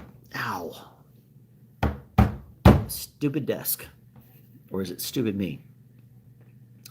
All right. So identify what is the noisy part and then see about what you can do to remedy that. As for stage condenser, I have the Rode M2 and I like it. Good. There you go. There's a good one for you. For vocals in a room, I would suggest something like the ISO Vox 2 vocal booth. ISO Vox 2 vocal booth. It's what Seal uses when he's in hotels for doing his vocals. When he's in hotels for doing his, oh, I gotta look that up. ISO Vox 2 is probably gonna be like some crazy expensive thing, isn't it? ISO. It's gonna be some big, huge thing, won't it? Oh, come on now. Yay, internet. Yeah. $1,100. $1,000. Yeah. Wait a minute. Is it one of those things that you stick your head in a box? No. No. You want a claustrophobic sound. That's how you make a claustrophobic sound. Sticking your face in a box. No. No. Even if it's got Owens Corning 703, even if it's got 6 inches of it on the inside of that box and it's surrounded in there, you bring your face up to it, you're going to be talking to that microphone. It's going to sound claustrophobic. But sure, you can run it through fresh air plugins or something like that to try to give it a more open sound. But man, it's still going to be. But you got to keep in mind, somebody like Seal is going to be putting his vocals over a song. And then you're going to be, so if you're talking about a vocal booth or something like that, recording songs, and then you're going to put music and stuff behind that, drowning out a lot of it anyway, sure, go for it. A person with one clock knows what time it is. A person with 2 clocks is never really sure. True statement. And a broken clock is accurate twice a day. Sure, KSM9 I meant. It's great on stage vocals. Okay. And we're back from the bad hotel Wi-Fi. Okay, so yeah. That was 6 minutes ago. Okay, cool. All right. To have you not do a Zip Fizz and disappoint everyone.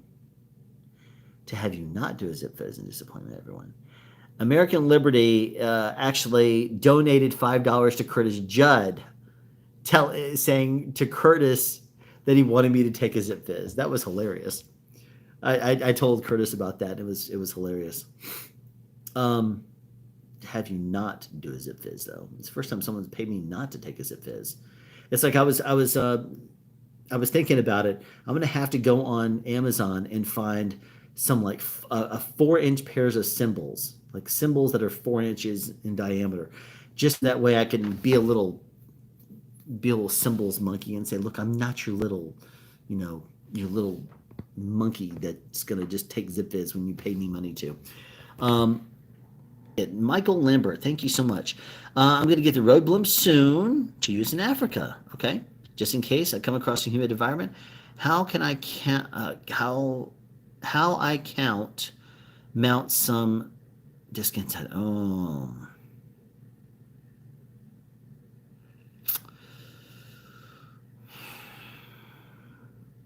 that's a tricky thing. What I would say is if you're going to mount something, if you're going to mount silica gel of any kind of a desiccant package or something like that, first of all, I don't know how successful you're going to be at it because here's the thing: nature is very difficult to fight. If you have this room here, whenever I go into a hotel room, I set the thermostat to 62 degrees and see what happens. I'm not kidding. I usually set my thermostat very cold, usually to like 67 degrees. I listen to it. If it doesn't seem to be working very much, I'll drop it even lower and see if that makes it kick in gear. And most of the time, it doesn't really help or anything like that. This thermostat will not go below 68, I believe. Normally, it's like 70 something, and I'm like, no, that's not cold enough. So go down. Um, so what I will do is I will walk into a hotel and I'll turn it cold. But here's the thing: if I leave the door open, nature is going to still make the room's air conditioner. The room cannot air condition nature. If this hotel was a motel and there was a door directly behind me and it went straight outside, if I opened up that door, I could leave the air conditioning on and it would not be able to fight back nature. Let's just pretend this is the microphone, okay? On top, this is the Zeppelin, okay? There's a Zeppelin going around this thing. If you have desiccant packets even mounted to the side, so that way if you have the side of the Zeppelin going this way, the lyre suspension or whatever on the inside, I'm going to try to back up a little bit, and it's holding the microphone up here. If you put desiccant packages on the side down there at the bottom where it is still on the side, completely away and mounted to the actual support for the suspension, and that way you're not obscuring it. You're not putting it at the end of the blimp or on top or anything like that. You're putting it on the bottom where there's already a bar. If you do that, even then it's not going to be able to hold back the humidity, because the humidity is going to be coming in from all sides and all around the edge of this entire Zeppelin. It's going to be coming in and hitting the microphone before it even gets to the desiccant package. The desiccant can only do so much because you can't fight back nature. There's 20 people in here right now. I don't want to start sounding political or like that. I don't want you to think that I'm like anti-flat earth or anti whatever. But but my personal opinion about a lot of things is different than what's mainstream. Like, for example,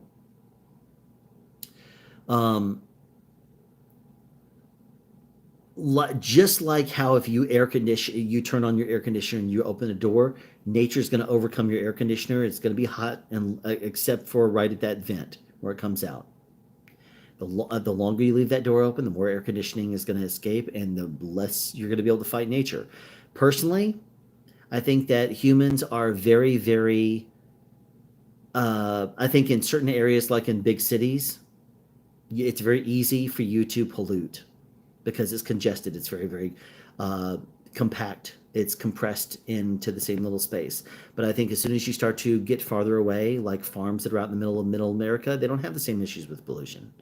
Humans are in many ways very full of themselves to think they can actually fix nature and fight nature in certain things. And that's where I think that putting desiccant packages on the inside of the Zeppelin is not going to give you the reaction, the ability to fight back humidity on your microphone. I just don't think it's gonna be you're gonna be able to fight back the humidity off that microphone simply by mounting desiccant packets in there. If you mount them enough, like if you surrounded the entire Zeppelin with them, your acoustics are going to go to complete garbage, but you're going to have a chance of absorbing a lot more. But as for mounting it someplace where it's not going to affect your sound, that's going to be a little bit more of an issue. So there you go. The noise I'm hearing, wait a minute. Oh, geez. And okay, so American Liberty is doing his money trolls to not do a zip fizz and disappointment everywhere. Are you saying not do a zip fizz and disappoint everyone? Did not do a zip fizz and disappoint. Let me see.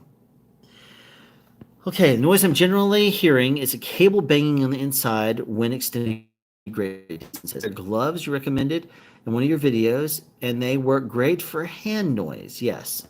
Those are the Mechanics 0.5 mil gloves. I love those things. Noise I'm hearing is cable banging on the inside. Okay. You need to find out if that's cable slap due to the cable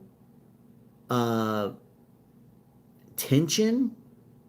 I mean, is that cable noise because it's a bad cable? Is it because it's a bad segment? See, the thing is, cable banging on the inside would also mean how fast you move in that pole. Normally, if you just do this number and you're smoother with your movements, you're not going to have an issue with cable slap. You might have it rolling on the inside, but that's not cable slap. What that would be is more like if you're going fast and that cable goes slam to the side, then slam to the other side when you cue back. That's cable slap. That's when you're running into cable noise for handling like that. And then in that case, I'd say you just got to slow it down a little bit, buddy. Or if you want to try a different cable on the inside, because your pole could have it could just be the segments. Segments are too thin and too noisy, but it could also be your technique. It could also be the cable. Do some testing. See, is it affected and it gets any better if you handle the pole from the knuckles? Try that. I don't think it would, but you can always try. I hope I feel better. Thanks so much for answering. I appreciate it. I hope you feel better. I feel fine. I'm just tired. On Tuesday, we worked. I finished. I got on a phone call. Didn't finish the phone call until almost 11 p.m. We finished early. We finished around 6 something p.m. I called somebody. I was talking to him about an upcoming video, and he helps me do a lot of research. So I refer to him as my I consider him as part of my staff because he does a lot of research for me. And he and I bounce ideas off of each other and stuff like that. And he does a lot of research and a lot of things. And he's probably not watching this video right now, but he'll catch the replay. But he and I talk and bounce a lot of ideas off there. Young kid, extremely bright, and he's got good ears too. And I'm like, some of the stuff he hears, I'm like, I'm supposed to be the pro. But what I usually tell people is when I'm at work and I'm in work mode, that's when I'm like, what am I listening to? And I'll drive myself crazy trying to hear something. But if I'm when I'm off, I jokingly tell my wife, I leave my work at home. I'll leave my work at work. Leave it at home. I'm never on when I'm at work. I tell her, I say, I leave my work at work, and then she looks at me and glares and says, you never leave your work at work. I don't do that. I mean, that's the reason why I'm doing this live stream right now. I'm technically on vacation. It is now almost 1 a.m. It's 12:50 a.m. I've been doing this live stream for 1 hour and 50 minutes and 15 seconds right now. And I'm technically on traveling. I'm technically out of town. I finished half an hour before I jumped on this live stream. I was seeing a show, and now I'm here doing this live stream. And then tomorrow I got to get up in the morning and I got to travel someplace else. So I mean, I'm traveling. This is my third hotel I've stayed in the past month, and I'm traveling around. I'm going to be doing quite a bit of travel this year. Some of it for sound speed, some of it not for sound speeds, but good times. Let's see. So, yeah, but I'm feeling fine. I'm just tired. I stayed up late that night on Tuesday. Didn't get to bed until I think 1, and then I got up at 4. I had a representative from DPA call me because I gave him a little bit of I changed my personal I changed a policy that I have with regards to personal stuff, and I refuse to grandfather in any company. I want to be able to handle all companies across the books the same way, and that meant a change of the way that I was working with DPA. So I just wanted to clarify everything and make sure that we're all clear and stuff like that. That I'm not breaking ties with any vendor or anybody, any manufacturer. I still absolutely love their products, but I'm just not going. I'm not going to handle things the same way with them the same way because I'm making a personal policy change of the way I handle everybody, so that way everybody is treated fairly. I don't want to show any favoritism to anybody.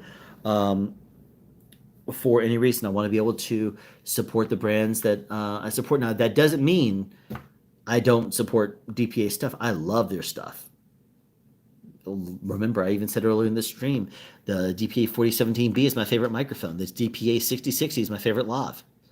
And that's not me saying it because DPA is paying me to or anything like that. They're not paying me anything. Never have. It is my love for their products that is probably the reason why they like me, because they're like, you know what, he likes us, we like him. So I mean, that's just the way it is. Okay. How can I mount? Oh, I see. Okay. How can I mount? So, Michael, if I didn't answer you well enough, the desiccant pack mount, I would say mount it to the bottom near the bar. Try to do it on the sides if you can of the bar that holds and supports the suspension. Would not put it on the top side where the microphone, if the microphone were to hit the desiccant pack, it could make noise. I'd say try to mount it on the side. So you have the blimp like this, and the suspension sticks up at the bottom, but try to have it where it sticks up right there and it grabs the microphone. Have it like on the sides there, so that way hopefully it won't affect your my eye's turning red. Jeez. That way hopefully it will not interfere with the suspension of being able to do its job. I feel completely satisfied now that you bit on the vocal booth thing. Thank you. Okay. Quick, someone make a question up before Alan catches up. Alan is 14 minutes behind on this thing again. And then American Liberty does another amazing super chat to take ZipFizz and screw over that Liberty jerk. So he's doing a super chat to tell me to contradict himself in his other super chat. American Liberty, you have seen me peel this thing off. I've talked about taking ZipFizz. Do you want me to take this in water or take it straight? American Liberty, you'd be the judge because you're the guy telling me, yes, I'm going to take a ZipFizz. I plan on doing that. That's why it's sitting right next to me. And I have water sitting next to me too. So do you want me to take it straight or do you want me to take it in this? Believe it or not, straight usually doesn't affect me because it's a strong flavor, and I'll usually just sit there and power it down. If I put it in water for whatever reason, usually it just, maybe it's because it swishes around my mouth or something like that. I don't know why, but it is a stronger thing for me. Maybe I'm just used to doing it straight. I don't know. A little bit of water. I'm not a fish. Ping pong, you were in the house. American Liberty, Kevin, basic filmmaker. There you go. Ooh, Zip Fizz. A Zeppelin Fizz. Cool. Hey, Alan. Oh, geez. I scroll down and there's comments still there. I thought I got to the bottom, but no, there's more comments. Hey, Alan. Hey, Monster Rating Gaming. How's it going? Dervish. That's your name. Sorry. American Liberty. Now I'm getting 12:55. Where did you send this? You sent this. I'm now 10 minutes behind. Stop talking about politics and flat earth. You don't want to get deplatformed. Yeah. That's right. Too dangerous for YouTube. That's probably accurate. Okay, don't talk. Don't talk. Take a ship. It's gonna be humid, unless you let it acclimate. Then it should be fine. Hey, would you suggest the new NTG or Red NTG or the DD3 Pro?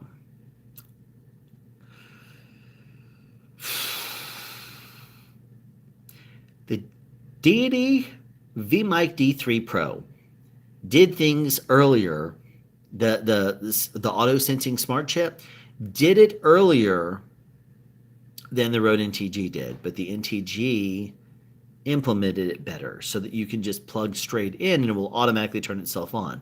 The Deity D3 Pro you have to turn on, then it will auto sense. It will also, depending on when you bought it, it will either automatically turn itself off after 15 minutes of no use or it will stay on until it's dead, if memory serves. Which do you prefer? I have not used the NTG. I have used and own the D3 Pro. I like the sound of the D3 Pro. And from what I've heard online, I do like the sound of the NTG as well. Like I said, the NTG has kind of a more perfected, more tuned chip, smart chip. So it's better in that sense. As for the sound, I can only comment on the D3 Pro and I like it. My Sennheiser ME2 Lav connector broke off during a shoot. Is it worth to try and fix it? Depends. Broke off during a shoot. ME2, which ME2 is the cheap one. MKE2 is the more expensive one. How much is it worth it to you? I mean, if you buy a connector yourself and you do the solder, then it's probably not going to be that big of a deal. You could probably get a replacement connector for that, depending on the connector you plug it up to. You can probably get it fairly inexpensive for less than $10 for a good one. But if you're talking about a TS5, you're talking about a microdot, something like that, it'd be slightly over that. But if you're talking about sending it off to a company to actually have to do the repair, it could charge you $75. I think that might even be more than the Lav is worth to you at that point. So you might want to, inquire, because I don't know what the problem is. You just says it broke off during a shoot. If it broke off, does that mean that you need to re-splice and then do it yourself, or send it off to be repaired? I don't know. It's the cost of the repair that I would be concerned about. If you do the repair yourself, then it's basically the cost of the connector, which is like, lower than $20. So it's probably going to be worth it there. I'm a university professor and I teach almost entirely online. I have a rack that includes a power conditioner, a preamp, a compressor, and an equalizer. What is the best order for that? Ooh, this is a good question. I like this one. Okay, so a power conditioner will handle the power. So obviously that's going to be connected regardless. Now the preamp, compressor, and equalizer. Okay, you have to go through a preamp in order to pre-amplify it. It's got to be amplified.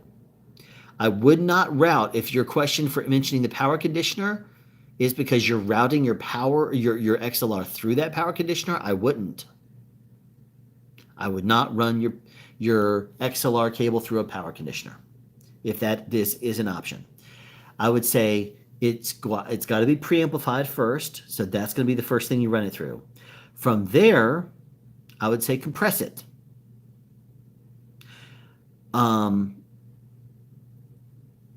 Well, let me see. Hold on one second. Depends. compress it first, then equalize it, and the equalizer could take it above whatever compression level you have it set to.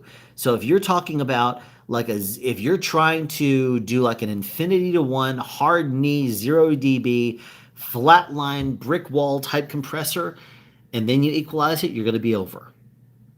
If you're talking about, and so if you're, where in the world did this thing go? Stop scrolling. If you're talking about just getting it general compression, 2 to 1, 3 to 1, something like that, and to just try to get it under control if you start to get overly loud, something like that, but you're still planning on aiming for, negative 12, negative 15, whatever dB, then I would say probably what you would want to do, since we're not really involving noise at this point,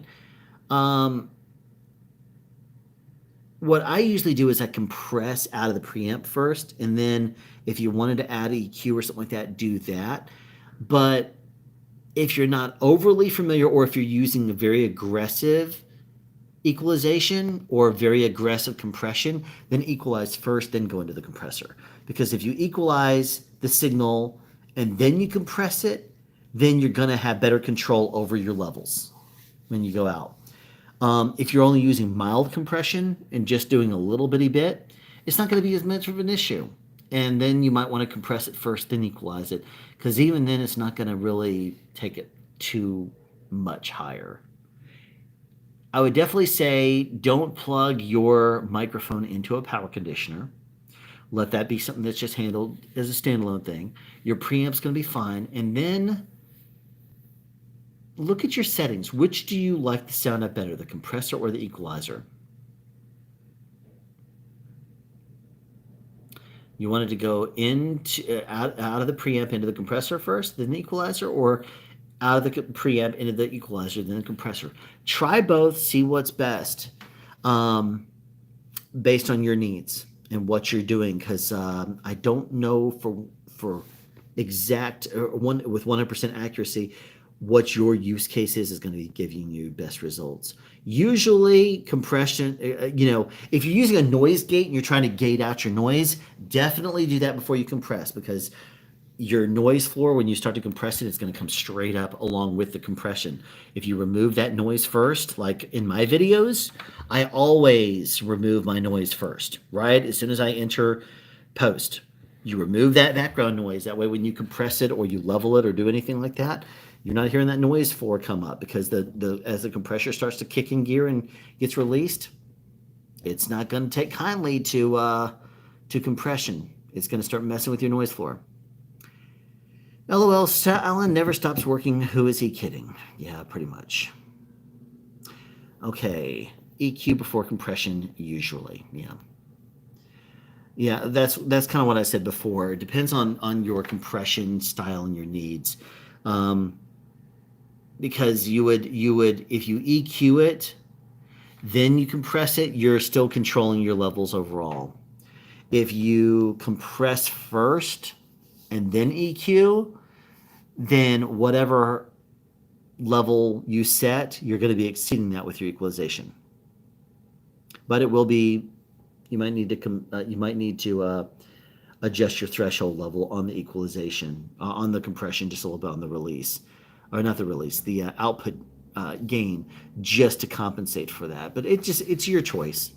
When in a crowded and limited headroom location, collapsing the pole just after cut and people running in and out, and advice for managing the pole. Yeah, that's the big thing. It's the nature of it. As soon as they say cut, the set's going to be flooded by vanities. It's going to be the first AD. The director's going to run in there. They're going to be jamming it up. So you really don't have much of a choice, man. You got to just hold that pole up. What you can do is let the director in. And what I'll usually do is I'll try to start collapsing the pole horizontally if I can. And then as soon as the director's in there or something like that, if someone comes and steps in there right where they could get hit, I'll stop and just hold the pole. And then as soon as the director, who's going in to talk to the actors, passes, as soon as there's someone, anyone that's not overly critical, that has to go through in like the next 6 seconds, then I'll usually say, give me 1 second here and let me just collapse this. Let me collapse this one more time, and now done. and it's done collapsing within a few seconds. That way I don't hit anyone. I will sometimes say, hey, let me lower the pole real quick. I don't want to hit anyone, so I'm just going to lower this real quick and then collapse this. Okay, great, and now it's done. That way I'm telling people I don't want to accidentally hit them. So I would just say communicate with people around you. And always before you bring a pole down, turn and look at the back part of that pole, because you look at the butt of that boom pole and there's someone standing there, say, hey, let me lower this pole, and you lower it down, and then once it's at chest level or whatever else, bring it in. But just be aware of your surroundings. Don't move a pole downwards unless you know that there's nobody in the way. Otherwise you are going to hit them, or you could hit somebody, and that's not going to be good. Ellen never stops wording. Okay. Okay. How much money would Liberty have to donate to make you chug half a gallon of milk? Jeez, again, I'm going to have to go on Amazon and get those symbols and say, look, I'm not your little circus monkey. I don't have enough money to buy your suffering for our entertainment. Oh, jeez. Hello, thank you, sir, for your live session. Godspeed. Phone call, gotta blow. Talk later. Love you, man. Thanks for coming by, Kevin. Got a phone call at this hour for you. Then you are going to be talking for a while, because Kevin does not do short phone calls. Hello, can you please tell me? Can you please let me know what to do if my Sunkun Lav wires are weathered and consumed through mics are still working? Can we replace cables? Sunkun Lavs. Okay. Never heard of that brand. Let me look that up. Sunkun Lav. If it's inexpensive, I would say toss that thing and get a new one, because the main problem that you're going to run into is trying to... Oh, a Senken! Sorry. Okay. Senken Lav. Senken Lav is not a cheap one. So, can we replace the cables? You can. I would say send it to someplace like Wilcox. Wilcox Audio has a reputation for fixing COS 11s, and it's going to be great. I think it's $75, something like that, to fix it. But it is definitely worth sending it to them. They're going to do it the right way. So, might want to call them. Jeez, I want to call them tomorrow and see what they say. Yes. Yeah. Call Wilcox Audio. Wilcox is, do a Google search, Wilcox Audio, and ask them about sending your COS 11, unless Sunkun is a different brand that I'm just not familiar with. But Senken, I definitely know. Thank you again, American Liberty. Yet another super chat. Donating for ping pong to have you suffer for our entertainment. To have me suffer for your entertainment. It's 2 hours and 8 minutes in. I am absolutely brain dead. All right. Tell me. Straight, or you want it inside of a water? Tell me. Tell me. American Liberty, I didn't see you mention this before. Didn't. What you want me to do? Straight or in the tiniest little bit of water here? I'll even make it lower. And it'll be like a shot. I'll tell you that concentrated in water, it usually gives me a very strong effect. And grape has been my favorite flavor for a while. Come on, I'm gonna spring this water all over the place, aren't I? Jeez, I'm crazy. All right.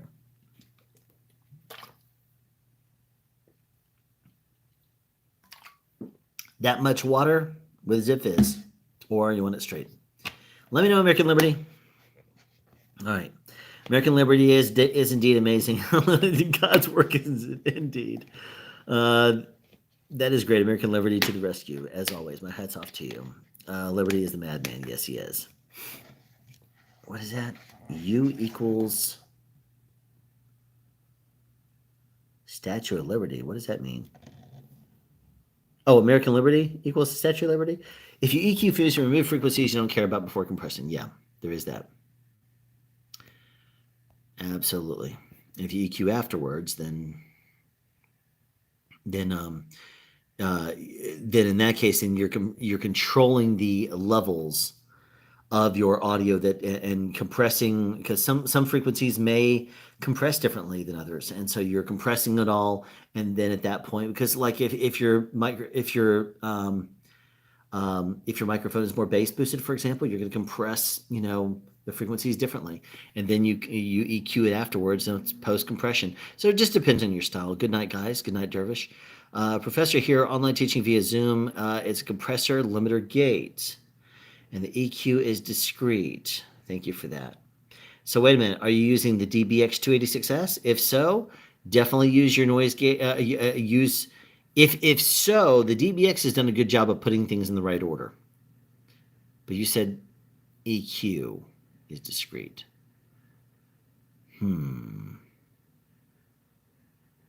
Mike's going to preamp Synco D2.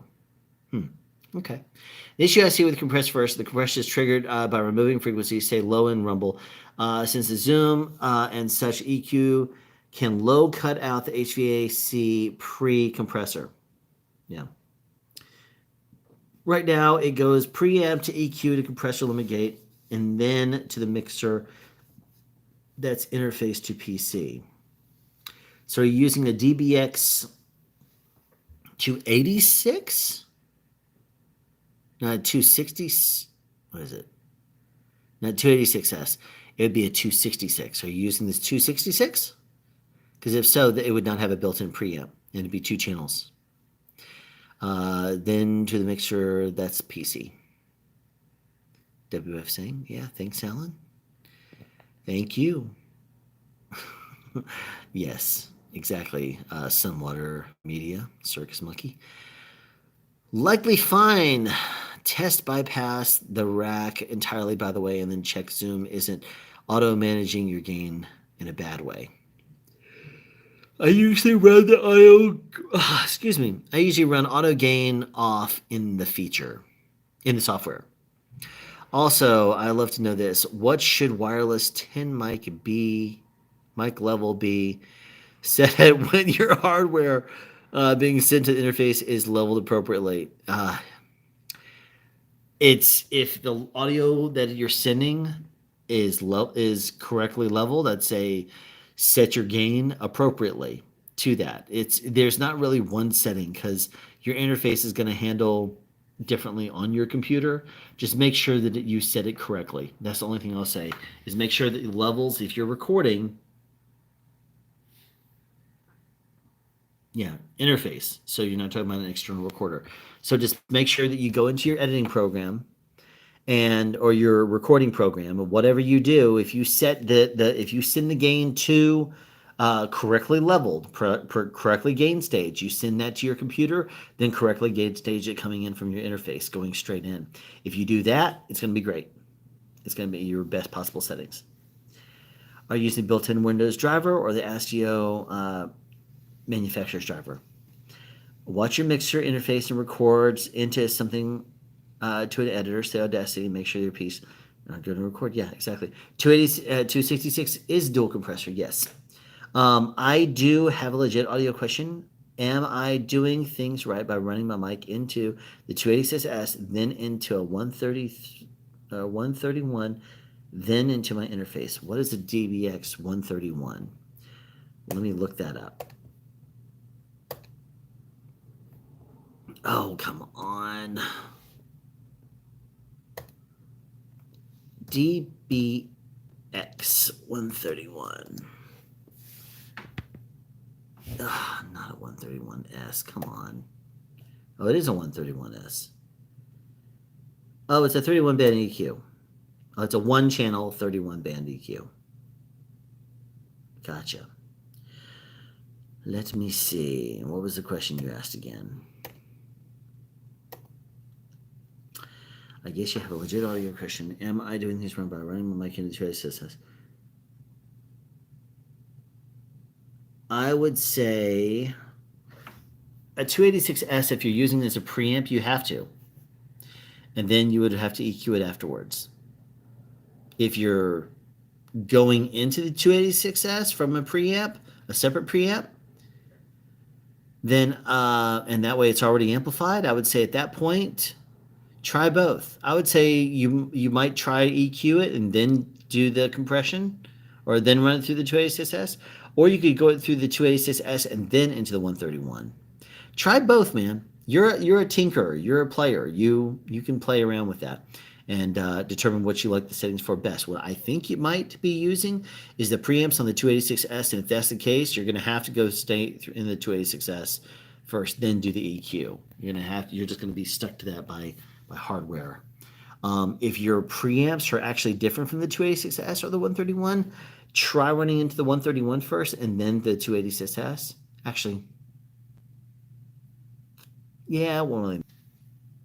Oh, and then American Liberty says, you take it as you would like. Now Zip Fizz, zip. Okay. I will take it in the water because the water usually has a very strong reaction to me. I usually will take just a little bit of the Zip Fizz if I. Let's do this.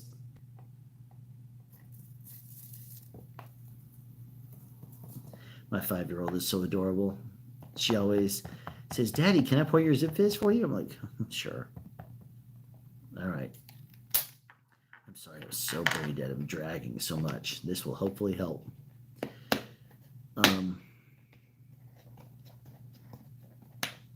You can see it in my eyes. Droopy. All right. Listen to the Zip Fizz. It sounds so good. Okay, let's go back over here for a second. DBX 166 is a compressor expander. Yes, EQ. I have all those. DBX 166 single channel EQ. Thank you for feedback. You're the best. Thank you. I have essentially that rack in the other room. I'm using 286 as a preamp. So if you're using 286 as a preamp, you have one choice. 286 as a preamp into the 131. Fun. Ooh, there you go. There you go. 286S, bypass the compressor, then to the 131, and then the 166. Whew!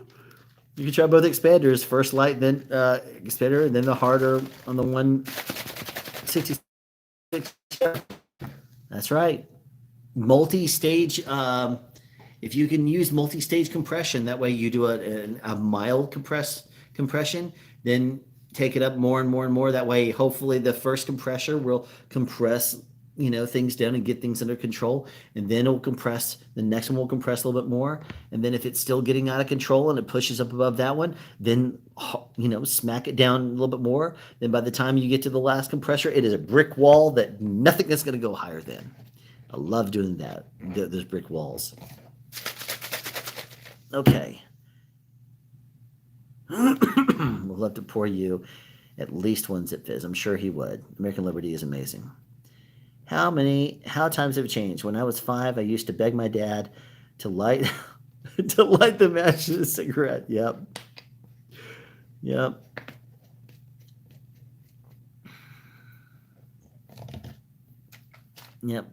Instead, it's always a dad and his vice, isn't it? Always a dad and his vice. And Zip Fizz is one of those things where as I've said in many streams before, I think the reason why I managed to stay as healthy as I do is because this is a lot of vitamins. Granted, I'm a walking zombie at this point, mainly from being up too many days too long. But here we go.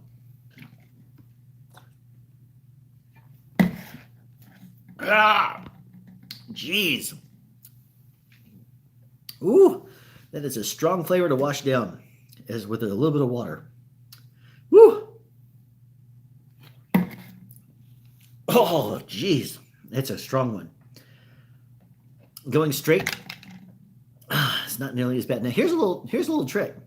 If you want to take a Zip Fizz, here I'm going to show you a little trick. Oh, geez, I'm going to spill this all over. Good thing it's empty. It doesn't fit, does it? Zip Fizz will not fit into this water bottle. I'm going to show you a little life hack. Open it. Then you can stick it in there. and it goes in just fine. Then what I end up doing is I put the lid on there just a little bit so there's still, the air is still moving. And then if I had two hands, what I would do is I would force the side of this down so that way it will close the zip fizz like that. So you see it's now closed. I pressed down on it right there. So now it has closed the zip fizz. So now it is no longer open. And then I'll collapse the bottle, get all the air out of it.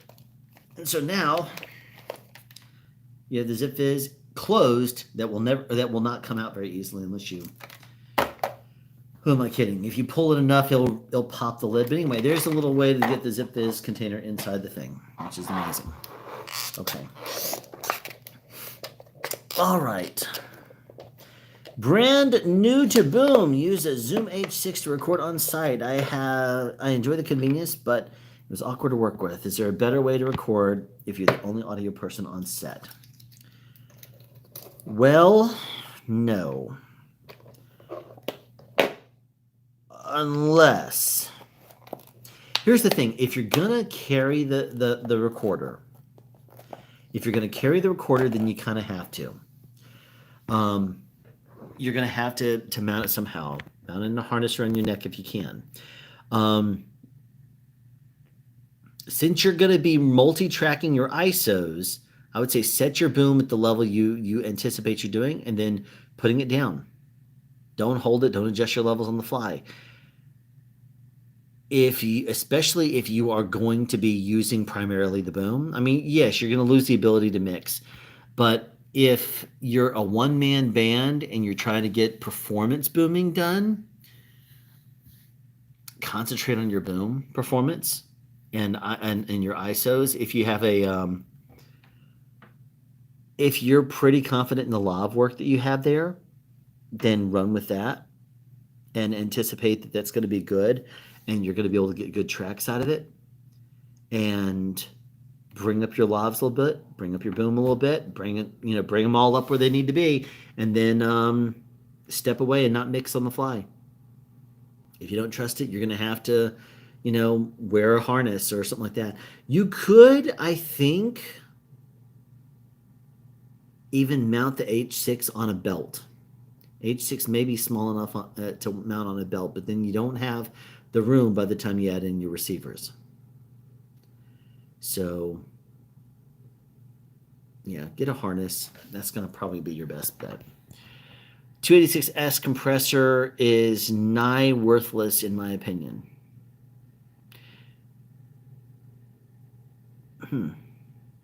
I like the 286S compressor.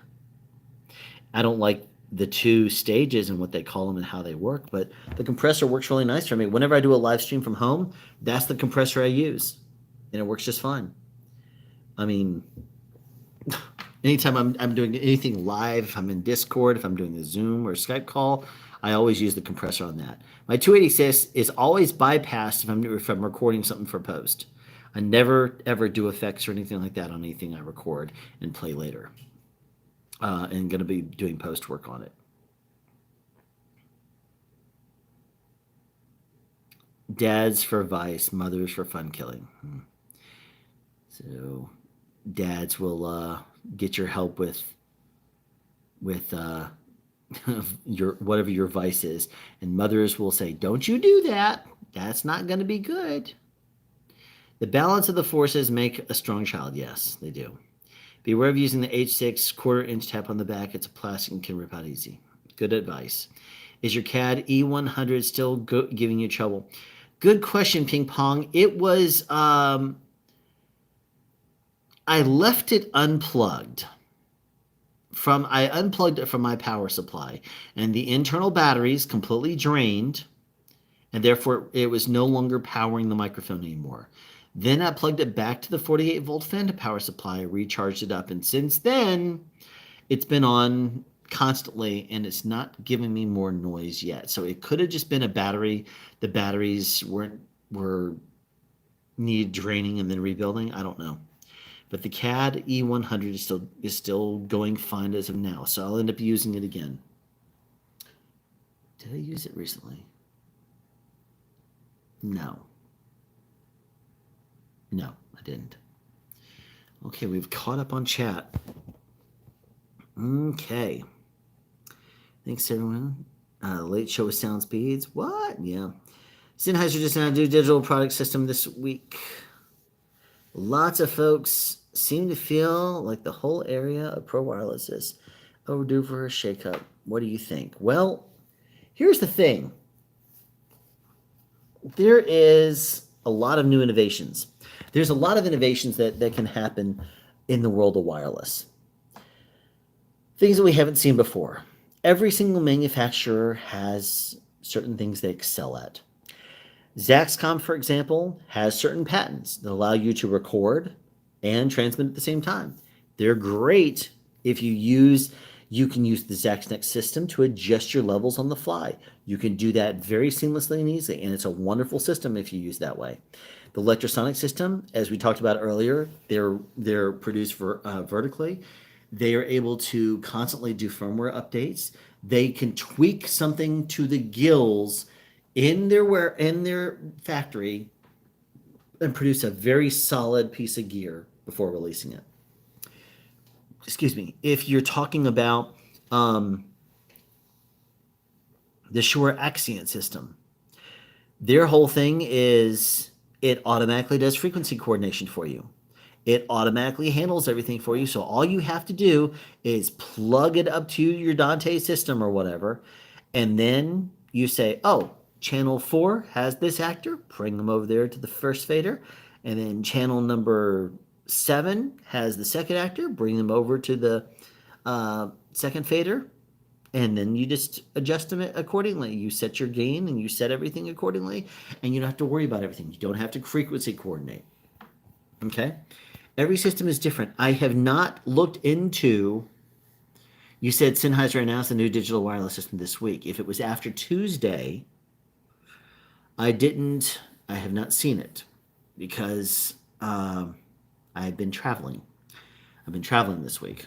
I'm in this location now, which I'm not going to disclose where I am, and then I'm traveling again tomorrow. And so I have quite a bit of travel I'm going to be doing, but I will play catch up and I'll learn about the Sennheiser system. Behringer bought Aston. I got a bad feeling about this. You know what? Give the benefit of the doubt. Let's see what happens. When Neat was bought by Gibson, it helped them get their brand out there. When they bought their brand back from Gibson, when Gibson filed for bankruptcy, they were able to lower the prices extremely. So I think bigger companies will sometimes be a benefit. Behringer makes gear for the price. Who knows? They might buy it. I don't know for a fact, but Behringer may buy parts in bulk that are used in the Aston that could make Aston's prices go down a little bit. I don't know. It may also mean that Aston microphones are being produced in Behringer, which basically, at that point, it would be like, okay, are you going to stick to the Aston way, or are you going to start Behringerizing the manufacturing? Because if so, you basically have Behringer microphones with an Aston brand on there. So it's we're going to have to see what happens. How did Rode get around the Zax patents with the wireless Go 2? That's a good question, and I don't know if they did or not. It's I don't know. I don't know. But I can tell you this, I'm sure that Glenn Sanders over at Zaxcom is not pleased that if Rode is able to transmit and record at the same time. I don't know what countries the Zaxcom patents are valid in. As I understand it, and I could be wrong in this, I know they're definitely valid in America, but I don't know if he has those same patents in other countries too. And if so, one of those countries might not be Australia, in which case they would be able to produce a product. Technically, they should play right in the American market, but they might be just saying, "Hey, look, we're going to see what Zaxcom does." And I don't know for certain. I don't know. I can only speculate. But I can also tell you that Glenn Sanders would not like anyone using his patented technology in America. If transmitting and recording is something that the Go Wireless 2 can do, I can't imagine that going over well in Zaxcom's eyes because they do have a patent that is very much something they have defended in the past in court, and that is something that I cannot imagine them being happy with. So I don't know the answer to how they're able to get around it. I don't know if it's something that because Rhodes sued out of the country. I don't know if they're out of the country and that's the remaining shipped to America. I don't know if they could just simply block the import of it, um, or did Rode license it? Did they license the patent? I don't know the answer. That's something I could actually probably look up and look and see, or at least I don't think there's been any kind of an official announcement or anything like that about what it is, but hmm, I don't know for certain. I can only speculate. I'm still a big noob here. You mentioned something about using multiple compressions in a chain. Can you explain how that works? Sure. So if let's just say that um, you've removed all your noise from a signal. Okay, you use a compressor, and all right. Here's the general way a compressor would work. Okay, if I have a sound,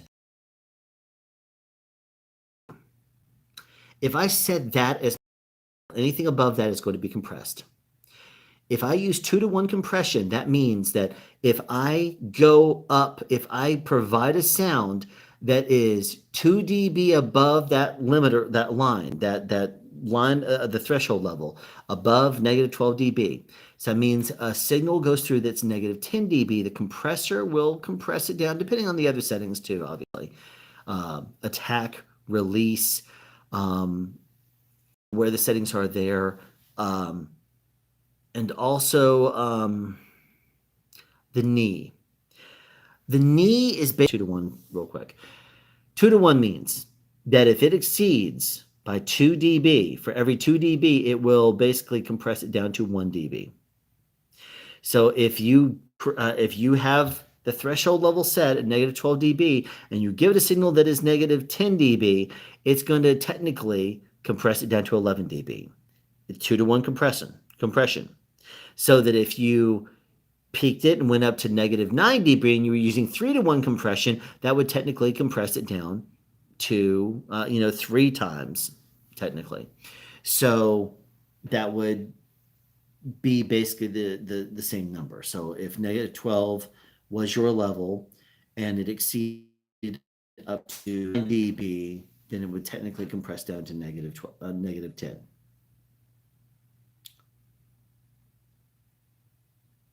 No, that's wrong. Negative 12 to negative 11. That's what it would be. Brain's still not there. So basically, it would compress for every on 3-to-1 compression for every 3 dB, it would compress it down to 1. Every two On a 2-to-1 compression, every 2 dB, it would compress down to 1. On a 4-to-1, every 4 dB would compress down to 1. So that's the reason why the more compression you use, the higher the ratio. 10-to-1 means that if you blasted that thing 10 dB up higher, it would go down to only 1 dB over. Now, that still does mean that you're going to have compression that goes over your threshold. So what multiple stages of compression would do is, let's just say you use a 2-to-1 compressor on anything above negative 12 dB. So negative 12 dB, you set your threshold. And if you suddenly yell and it goes down to negative 2 dB, and you're using 2-to-1 compression, then it's going to lower that down to negative 7 dB because that it's basically going to chop the amount in half. So since it went 10 dB over, it's going to basically drop it down to 5 dB over. So as opposed to negative 12, it's going to be negative 7. Does that make sense? Then what you do is you say, okay, signal flow continues on to the next compressor. You might then set a let's just say your next compressor would be let's say a 5-to-1 compression. Let's just, for simplicity's sake, we'll say 5-to-1 is going to be the next one. And you might set your threshold on that one to be, let's say, negative 8. Again, to be simple. So negative 8, you set a 5-to-1 compression. So that means that if you blasted over 5 dB, brought your level to negative 3 dB, then what that would do is it would compress that down to negative 7 dB. All right, so basically every single time you would exceed that, the ratio would pop it right back down. Then let's say you have a third stage compression that you would set at negative 1 dB, and you say infinity to 1. No, under no circumstances do you want any sound to go above negative 1 dB. Fast attack, fast release, hard knee. Now, what is a knee? A knee is the amount of that bend. So remember how we said that if you have a level that goes up as soon as it hits that threshold, how the knee is how much of that is it going to be a soft, like it's going to slowly start to ramp it up, or is it going to be hard, meaning that it's going to be instantly the second that it starts to hit that threshold, it's being adjusted. So there's your knee right there. Is how abrupt of a change it's going to be with regard to level. So a knee would basically be the equivalent of, let's just say it's 5-to-1. It might be that if it's a soft knee, it might be that you could go up. If you go up instead of 5 dB compressing down to 1, if you go to like 1 dB, it might not adjust it much at all. Might just be the little tiniest little bit, like maybe a tenth of a dB. If you blast up to plus 2 dB, it might say, okay, maybe we're at a quarter of a dB. If you go to plus 3 dB, it's going to say, okay, maybe we'll go to maybe drop it down maybe a little bit less than half a dB. You go to 4 over, then let's take that down to maybe 6, 60% of 1 dB. And then if you get close to that, so that way a soft would do less compression until you get to higher levels, more logarithmic, I guess you could say. So that way it would only be like as you approach it would do less compression when it's not as big of an offender, but it would do more compression when you start blasting it up really, really loud. It would do more compression quicker because it's like, okay, you're getting drastic now. That is a knee. If it's a hard knee, then it's going to be like linear at the point where it's supposed to start the threshold. It's going to be hard knee, instant adjustment, as opposed to a soft knee, which is going to curve up and slowly start tapering it off. So that's a little bit more about the compression right there. Hopefully I explained that correctly. Okay. So basically what it would be is the first level of compression would take the curse off of anything just by doing mild compression to compress it a little bit. And if it's too loud when it moves on to the next compressor is gonna be a little bit more aggressive. Then the next compressor would be more aggressive, then more aggressive, more and more aggressive, depending on the compressors you go through. If you do it digitally inside of a DAW or something like that, then you could basically create yourself a situation where you won't do a lot of compression at all until you need it. As soon as you need it, you're going to be doing it in stages where a little bit more, the louder it is, the more out of control it gets. So that way you're never going to peaks. You're never going to peak. It's going to control better.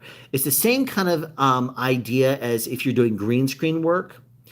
If you key your outline around someone in a green screen, then the pixels are going to have to different, going to have to figure out your line versus your green background and how exactly it needs to blend. But if you go where you do a broad stroke where you get the line that's around someone,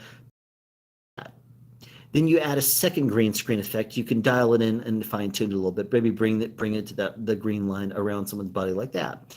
Then do it again.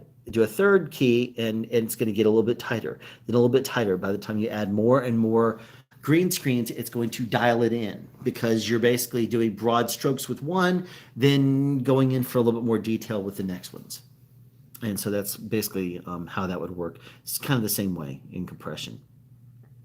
I always see US firmwares and international firmwares to disable that sort of thing. Yeah.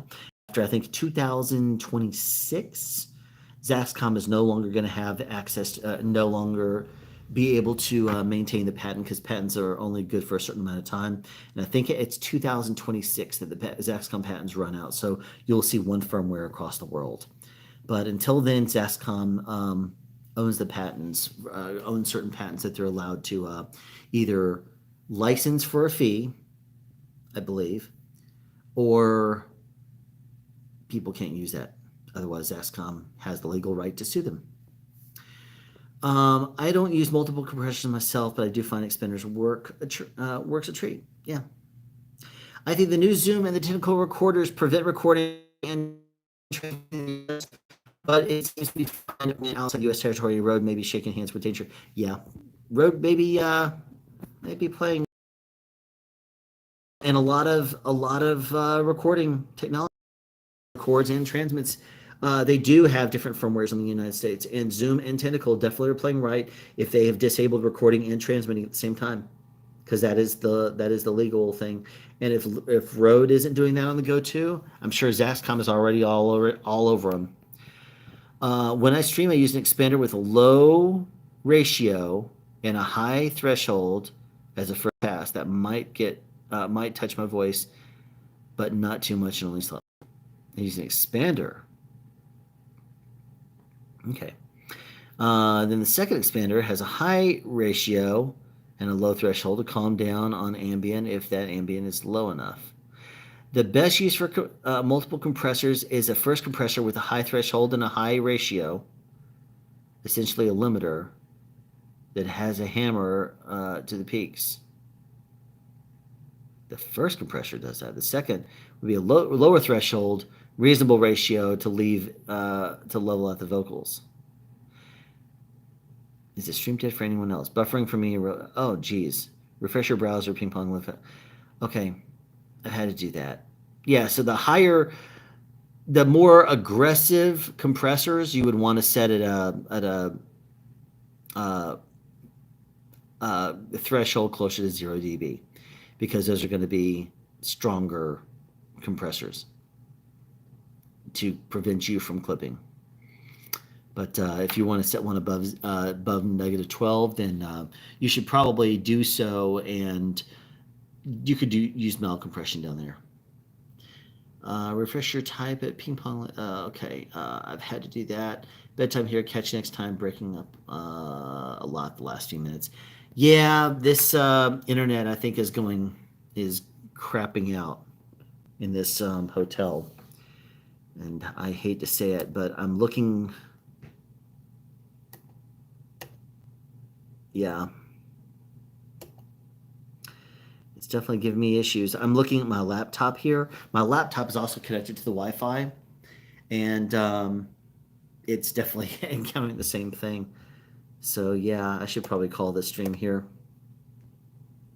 Oh, first of all, thanks for your work. I have a question. What's your opinion about Audio Technica BP40 instead of SM7B or RE20? Well, like most about the BP40 is that it only needs 48 dB of gain. Well, okay, so it's more sensitive. But how is the sound quality? I don't know the way the BP 40 sounds, but what I will say is that as long as you have enough gain for an SM7B or RE20, it's going to give you great results. If 48 dB of gain is something that pretty much any interface should be able to handle just fine. So yeah, there's a lot that can be said for having more sensitive microphone, especially if it's dynamic. I'm not familiar with the BP40, but if you have an interface that can't exceed 50 dB or 55 dB or 60 dB, it's going to give you more headroom. It's going to be good. And note that analog gear often is metered differently than digital gear. Yeah. 0 dB analog is negative 18 dB digital. Yeah, I don't. You have to see every piece of gear is a little bit different. Some are up to negative 24 dB because technically at analog plus 24 dB is where you actually run into distortion. It's not just a hot signal anymore, it's distortion. That is, I believe, the technical peak, if memory serves. I know a podcaster that loves the BP40. Cool. Check out the Better Podcasting podcast. Steven uses the BP40 sometimes. Hello, famed high sound speeds.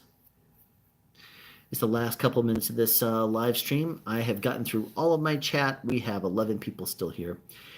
I'm going to go ahead and call it. The internet is starting to crap out, and you still can hit rewind and start at the beginning and watch this. But thank you very much for joining tonight or today, whatever the case may be, wherever you are. Keep in mind that I am traveling a little bit, so there's internet issues that I've been dealing with tonight. I do, and the fact that I've been hand holding the camera for the past almost 3 hours is incredibly annoying to me.